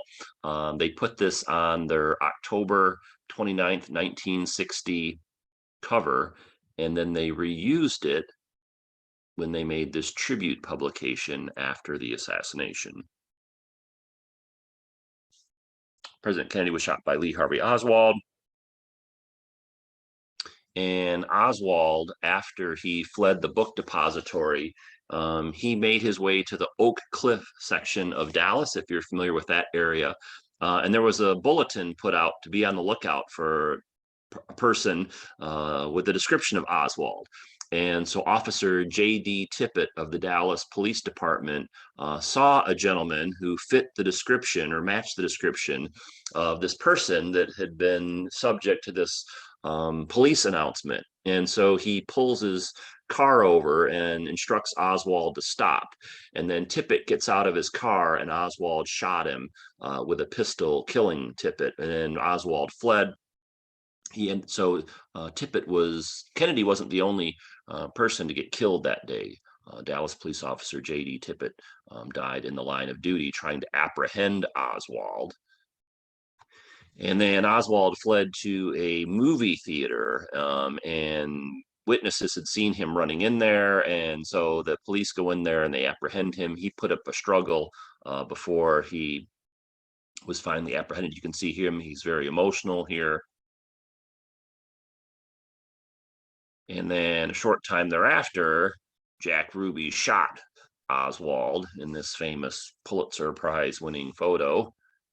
So there was no trial. And again, we talked about the fact that the Kennedys were the first modern president and first lady just because of all the media coverage, like the debate and the inauguration and the White House tour and the assassination and even the funeral. So this is just a few images where, again, we're in the home stretch for a program. President Kennedy's body lay in state in the Capitol in Washington, D.C., the United States Capitol. And there was, you can imagine, very extensive media coverage. I don't know of any event that had received this much media coverage up till this point in time in history. Just television and radio and magazines, and the whole country pretty much shut down until after the funeral was over on Monday. So for the weekend, John F. Kennedy was shot on Friday. The official funeral took place on Monday. And so for that whole weekend, if you talk to people that were alive back then, most of the businesses and stuff were all closed. Here's Jackie and her daughter at the casket in the Capitol. And here they are leaving the Capitol. So you've perhaps seen some of these photos before. And here's President Kennedy's body being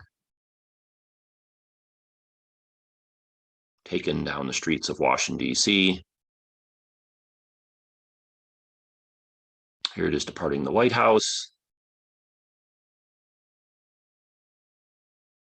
The delegation walked from the White House to a church a few blocks away for the funeral. And a very touching photo. Mrs. Kennedy flanked by the president's brothers, Robert and Ted. And then this is outside the church. So if you've seen this photo before, this is actually the church is just a few blocks away from the White House, where this famous photo of John Jr. saluting was taken. And again, another iconic Kennedy image. And then in Washington, D.C., sometimes people say, where's the Kennedy Memorial? You know, like there's the Lincoln Memorial and the Roosevelt Memorial and the Martin Luther King Memorial and the Jefferson Memorial and the Washington. They say, where's the Kennedy Memorial? Well, the Kennedy Center is the official memorial to John F. Kennedy. It's a living memorial. So the John F. Kennedy Center for the Performing Arts is the President Kennedy Memorial. And it's one of the world's fabulous performing arts venues. So if you get a chance, make sure you check that out. One of my favorite places.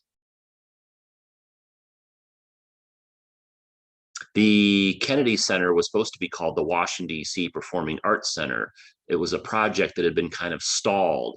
And then when the Kennedys moved into the White House, they were big arts lovers, and they used their influence and powers of persuasion to kind of get the ball rolling, so to speak, on the Kennedy Center.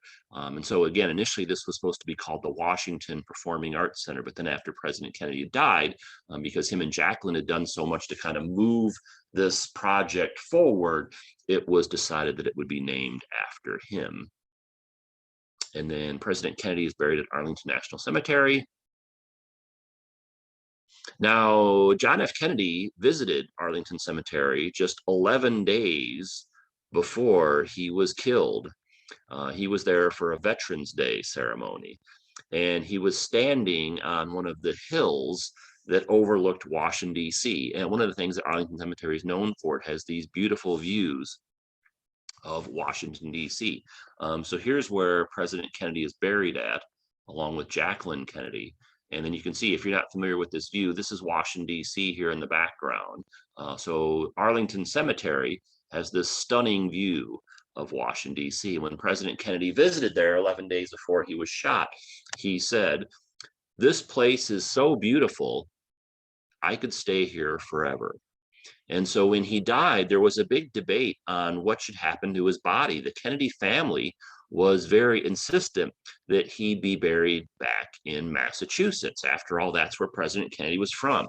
The person who made the decision, though, for him to be buried at Arlington was Jacqueline Kennedy. So the decision really rested with her as the wife of John F. Kennedy. And so she used her powers of persuasion and influence to make sure that John F. Kennedy was buried at Arlington Cemetery as opposed to back in Massachusetts. So a very interesting decision. And this Arlington Cemetery had been a popular kind of tourist attraction before this. But when Jacqueline decided that John F. Kennedy should be buried there, it really kind of took it to a whole another level. So you really have to kind of give her a lot of credit for that. And then again, here's the view. Some pictures from the funeral.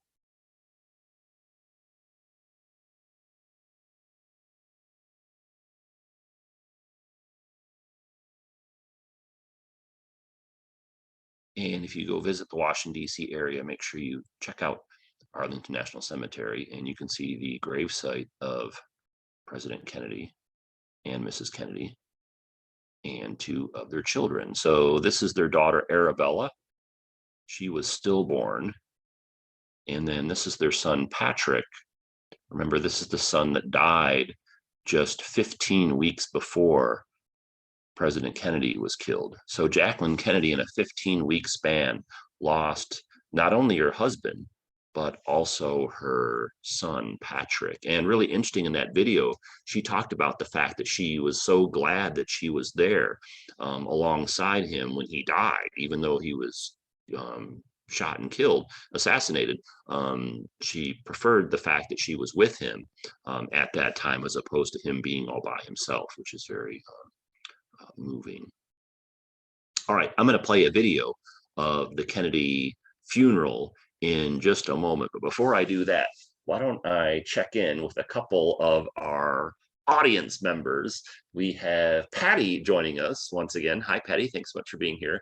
And then we also have Marty joining us. And if you've been listening or watching the comments, Marty is really knowledgeable about a lot of historical things, including the Kennedy assassination. So I'll see if the two of them have any comments they want to share with us. If they're not available, that's fine. But if they do have anything they want to share, we'll check in with them and see. So we'll start off with you, Patty. Patty, anything you want to share? This one challenge with doing a presentation on this topic, it's so complex and there's so many facets to it and aspects of it. I'm sure I skipped over things that you and some other people might think that's important, but any particular thing that you wanted to comment on or add or interject? I'll start with you, Patty, and then I'll check in with you, Marty, and see if you have anything. Well, yeah, that comment about being glad she was there was particularly poignant because she had obviously had a great deal of depression after Patrick died, and ended up her sister Lee Radziwill was friendly with Aristotle Onassis, and she ended up being invited to stay on his yacht for some time, and stayed there for quite a while. So had only recently really returned, and still wasn't super excited about going on a campaign trip, but was talked into it. And so, yeah, it was very that it was very poignant that she realized that she, could have chosen not to be there. So she was really grateful. The other thing that concerns me is I have seen a little bit in the comments certain I don't know, comments about lapses or unexplained this or that, and this is one of the early experiences where all these conspiracy theories started, and a lot more is known and understood about this than some of these comments would indicate.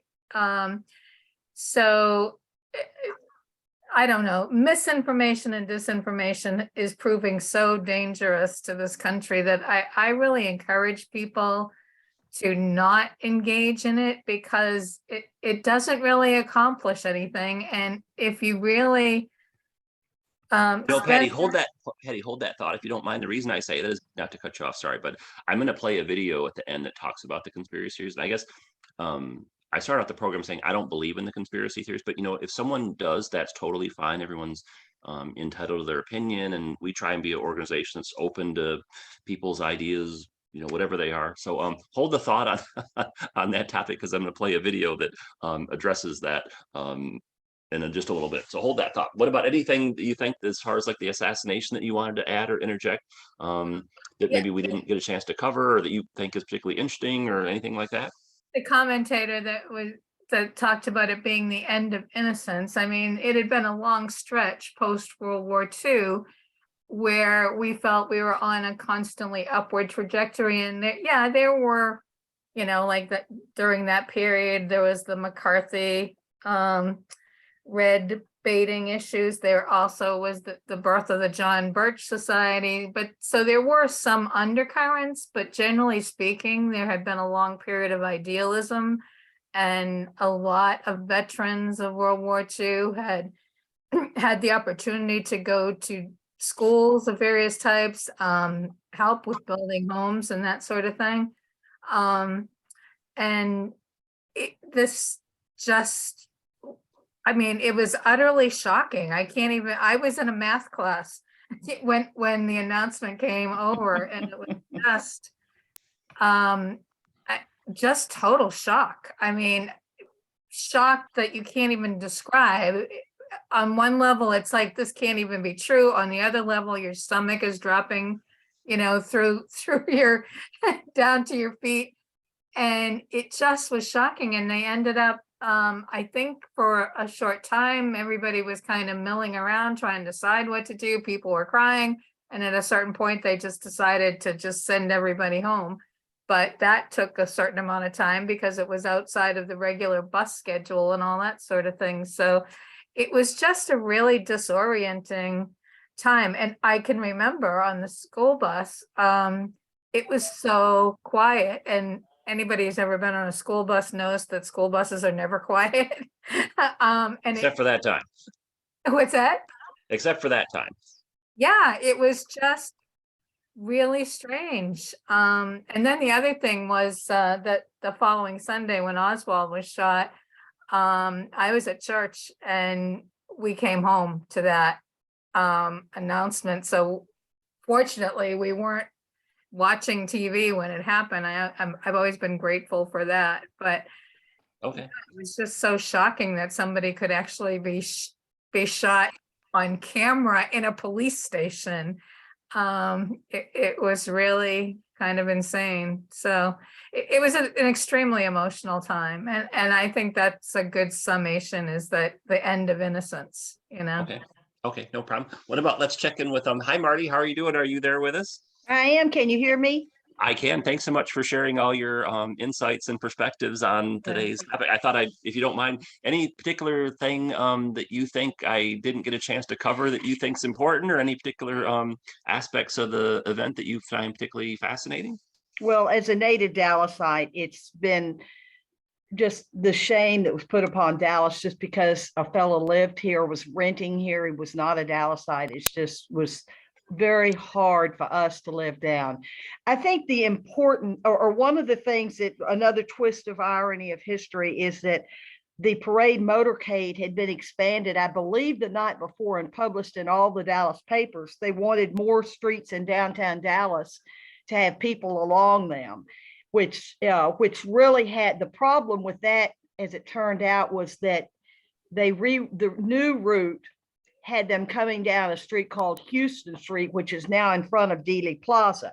And then it made that left onto the Elm Street, the triple underpass.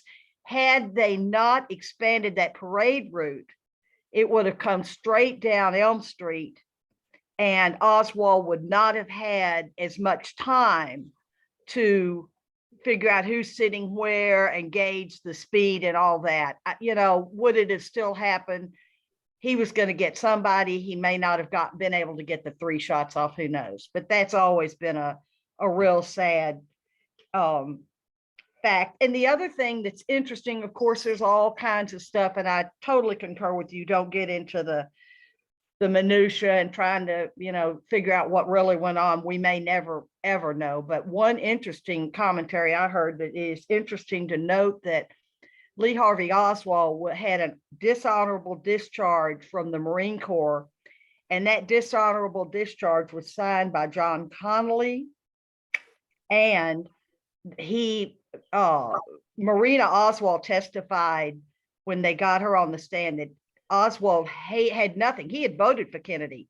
He didn't have much of anything against Kennedy, but he hated John Connally because he couldn't get any jobs with that dishonorable discharge. Oh, I see. Oh, that's interesting. I didn't know that part of the story. Wow. What about when, so there's a lot of people joining us from outside of Dallas that have probably never been to this site before. Any particular thing that you find interesting about this? Like, to me, I grew up in Detroit, and it's just really fascinating to read about this event and see the video, and then actually come down here and walk around this place in person and just see how things unfolded. And you can see the view that Oswald had and the route the motorcade. But I guess for people that maybe haven't been to the site, any particular thing kind of stand out you as a local Dallas person? Yes, I appreciate that they've kept it fair, and they've kept it as uncommercial as it could be kept.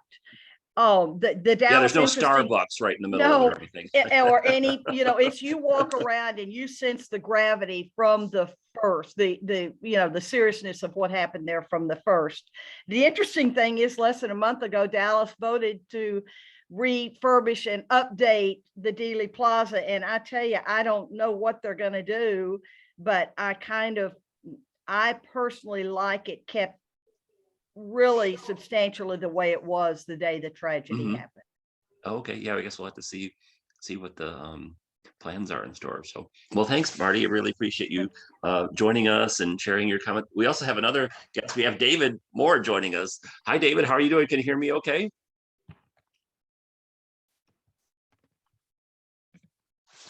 Oh, maybe we lost David. Let me check back in with him. David, I wasn't sure if you wanted to share anything with our group or not. If you do, you're more than welcome to. Yeah, I agree with Hi, Marty. David. How you doing? Good to see you again. Yeah, same here. It's been a while. Yeah. So I guess same two questions for you. Any particular thing that you feel like I didn't really get a chance to go over as far as the facts of the assassination, or any particular thing about the event that you find particularly interesting? Well, yeah, there was a couple of things. First, I agree with Marty about people hated Dallas for a long time, but when MLK was assassinated in Memphis, nobody hated Memphis. So then Robert Kennedy was assassinated in '68 in LA, but nobody hated LA. Oswald wasn't from Dallas. We're not a city of hate, and that still kind of hurts my civic pride. But yeah, there was a couple of things regarding the roof. I can't remember where I read this, but it was built in Cincinnati by the Secret Service with their specifications. And according to what I read anyway, they said that the high-powered rifle wouldn't have stopped a bullet on that particular roof. So I thought that was kind of interesting. I don't know if I necessarily believe that or not. So, but anyway, that's what I read There it about is. it. Yeah. Sometimes bullet. So yeah, it's Yeah. not. That's a good point. It's not necessarily bulletproof glass. Although sometimes when a bullet goes through glass, it can change the trajectory or lessen Exactly. the velocity of it, et cetera, et cetera. Right. Yeah.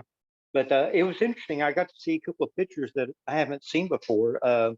The one where Robert Kennedy was hugging his kids, I had never seen that before. And a couple of things on the plane when LBJ was being sworn in. A guy named Jack Valenti. If you look to the lower left, he's looking right at the camera. And Hold on. I'll pull that photo up. Bear with me Yeah. for a moment. Hold on, almost there. Okay, this one. Yeah, see the guy looking right at the camera to the left of the guy standing in the bow tie? Yep, right Oh here. my. That's Jack Valenti. Oh And my. yeah, It sure is. is. Oh Yeah. my gosh. So tell people that may not be familiar with who is he. He, Marty or somebody Marty. might know better, but just I just remembered his name. I think he used to be an actor, but I know for a long time he was president of the Screen Actors Guild in LA. Oh yeah. So Wow. I'm not sure what he was doing on there, but that's him. He was a close aide to LBJ. Oh, he was. Oh, okay. I didn't know that. He ended up working with him in the White House. Yeah. Oh, he did. Oh, I didn't know that. And Yeah. also, not in that picture, but you can see Henry Wade, who would later become the DA of Dallas. It's not on that particular picture, but I can see him off to the right in another wider shot. And where is he? I don't. He's not in there. Yeah, he's not in I there. guess to me, this is such an amazing photo because think about it. So It Jacqueline is. Kennedy's husband had just been shot 122 hours and 8 minutes before this Yeah. photo. So imagine having to pull yourself together and get in front of this camera and be around all these. I mean, if this would have happened to me, I would have locked myself in my house for 2 days and not go anywhere. So Yeah. just the composure she had to pull herself together and stand there is really incredible. Mhm. Well, my dad told me that she was such a pillar of strength. People didn't know her personally. They thought she was a little, not exactly a very deep person. She was more concerned with what she looked like, but she was so so powerful and so strong, and really kept up really well considering the circumstances, I think. Yeah, she had a lot more substance than people give her Yes, credit exactly. for. Now, what about David? Yeah. You were telling us yesterday at the museum you have an interesting personal connection to the Kennedy assassination. Would you mind sharing your brief story about that? No, I don't mind at all. My dad was in the Democratic Party, and he was waiting at the Trade Mart for a luncheon that JFK obviously didn't make. But he said there was like 2,500 people there, and it was bipartisan because Kennedy wanted to heal some wounds between the Democratic and Republican Party. Nixon won Dallas County by about 70 to 30%. So my dad knew John Connally, and he knew Ben Barnes real well, who was the lieutenant governor of Texas. And it really had an impact on us. I remember when he came home, of course, I was only 5. I remember him coming home from the assassination, or coming home from the Trade Mart.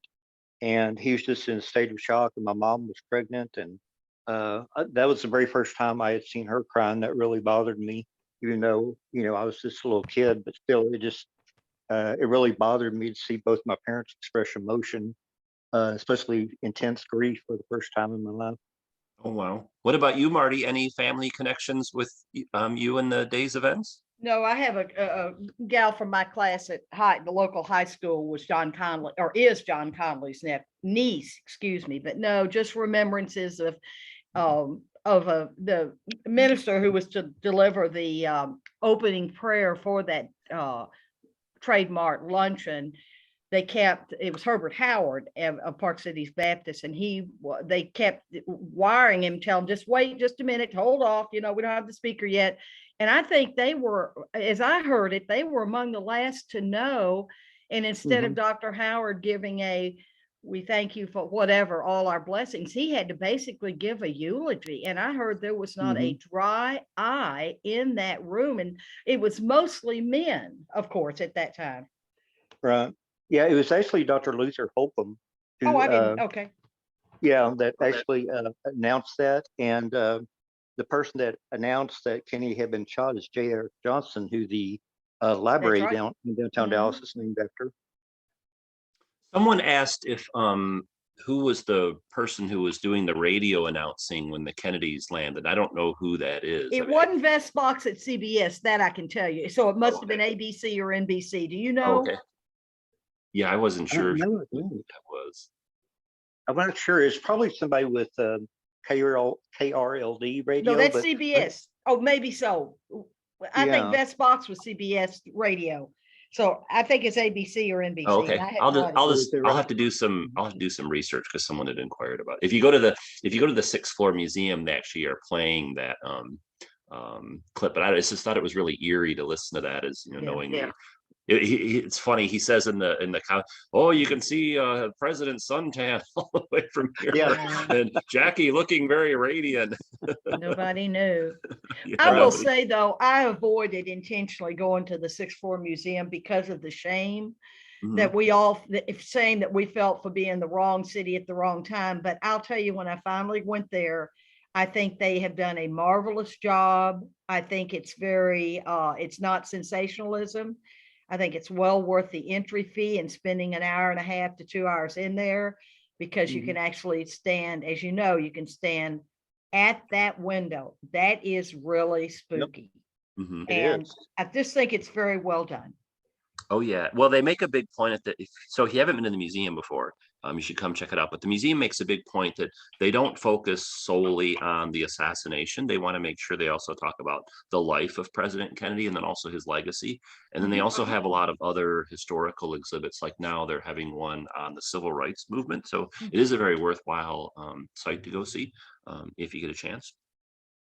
What about, so I have a couple more short videos to play, but before I do, just real quick, Patty, any final thoughts before, because we're getting ready to wrap things up. Any quick final thoughts before we continue on?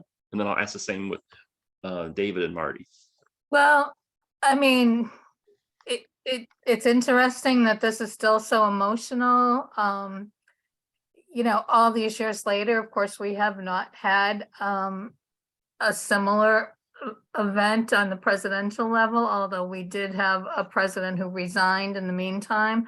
I arrived at this program having just watched the play Kennedy, Bobby's Last Crusade, and so it's been an extremely emotional evening for me. It's sort of like reliving the most idealistic years of my life that kept being rained on, you know what I mean? It was like, I do intensely remember that, because again, remember that in between Jack and Bobby, there was also Martin Luther King.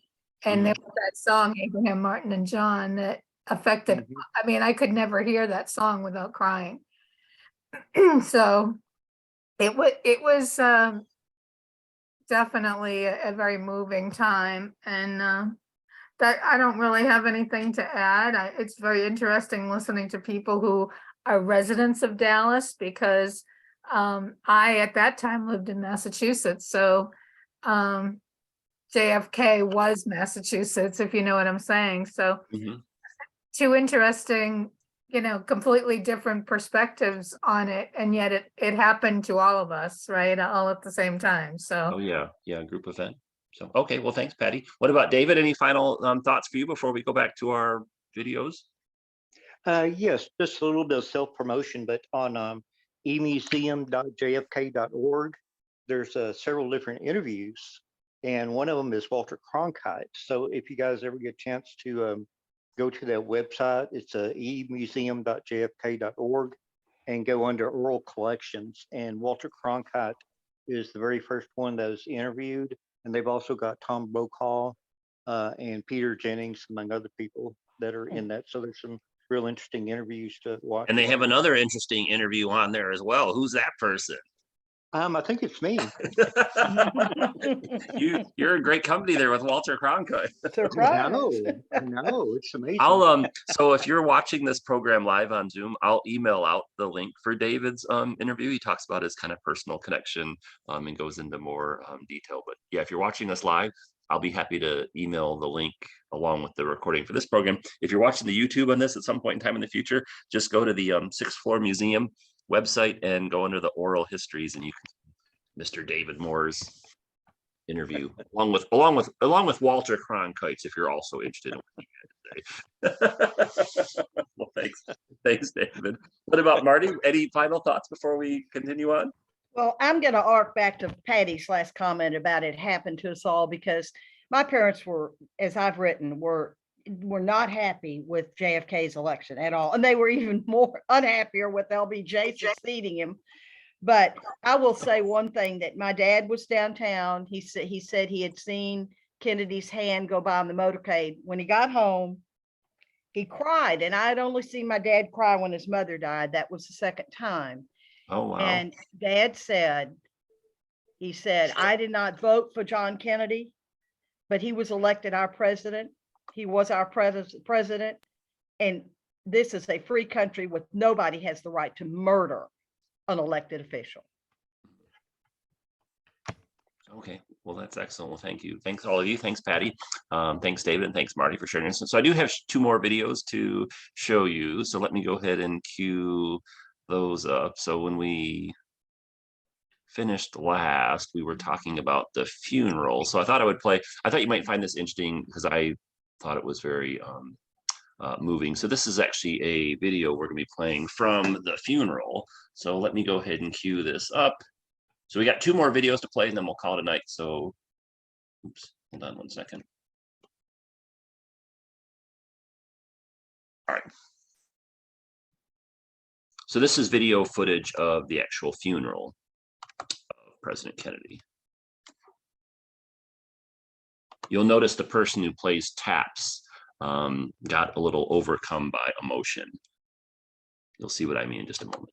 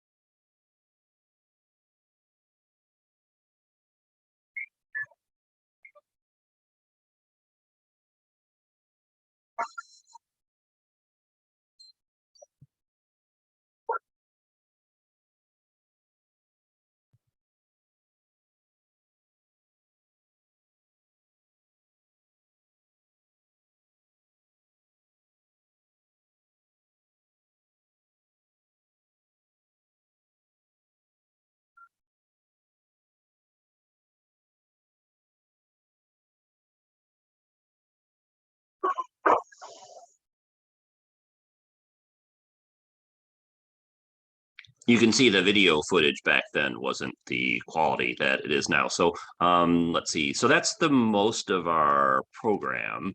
We've been talking about the Kennedy assassination. Of course, it's the 59th anniversary. Let's see. We'll skip over that. Just wanted to mention John F. Kennedy. Historians on the C-SPAN poll ranked him our 8th best president in history. And then I wanted to read this quote from Jacqueline Kennedy. You might be familiar with the term Camelot, and that actually originated with Jacqueline Kennedy. She said in an interview, President Kennedy was strongly attracted to Camelot because he was an idealist who saw history as something made by heroes like King Arthur.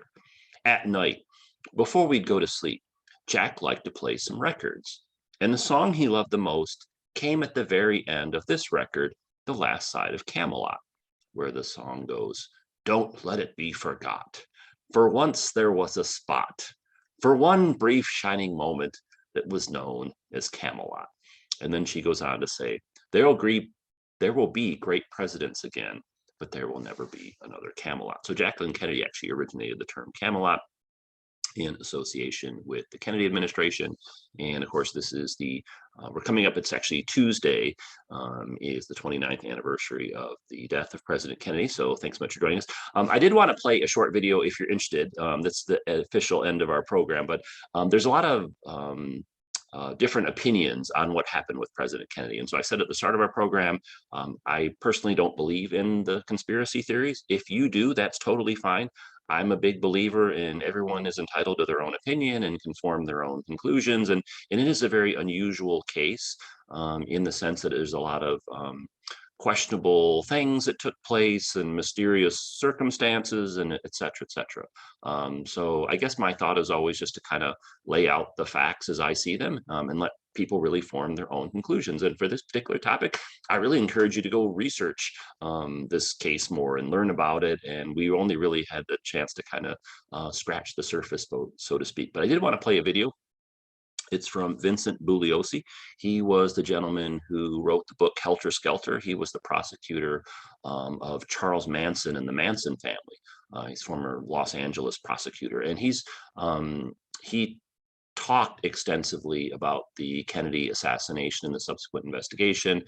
He wrote articles and a book about it. And so I wanted to play a clip from a video interview that he did, giving his thoughts on the Kennedy assassination. And I personally agree with what he has to say.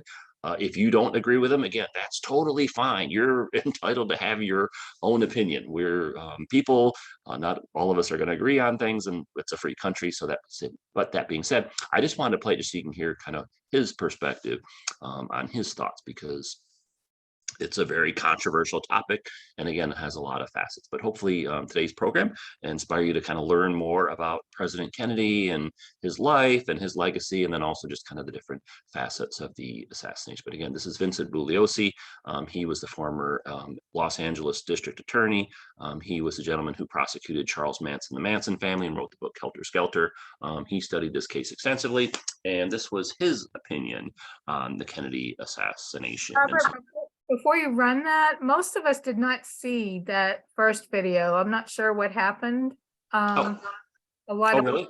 Oh, okay. Well, thank you. Let me go back and check. Let me do it again. Thanks, Patty. I appreciate that. Let me. That's strange because it's all set up and ready to go. Well, you know what? I'll queue this up, and if you can see it, great. If you can't see it, well, here, let me do this. Let me stop share. Thanks, Patty. I appreciate that.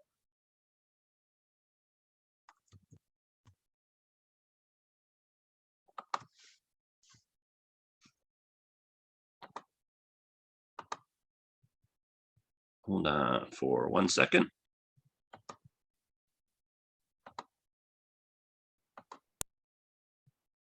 Okay, I hit refresh. Let's see if this takes care of things.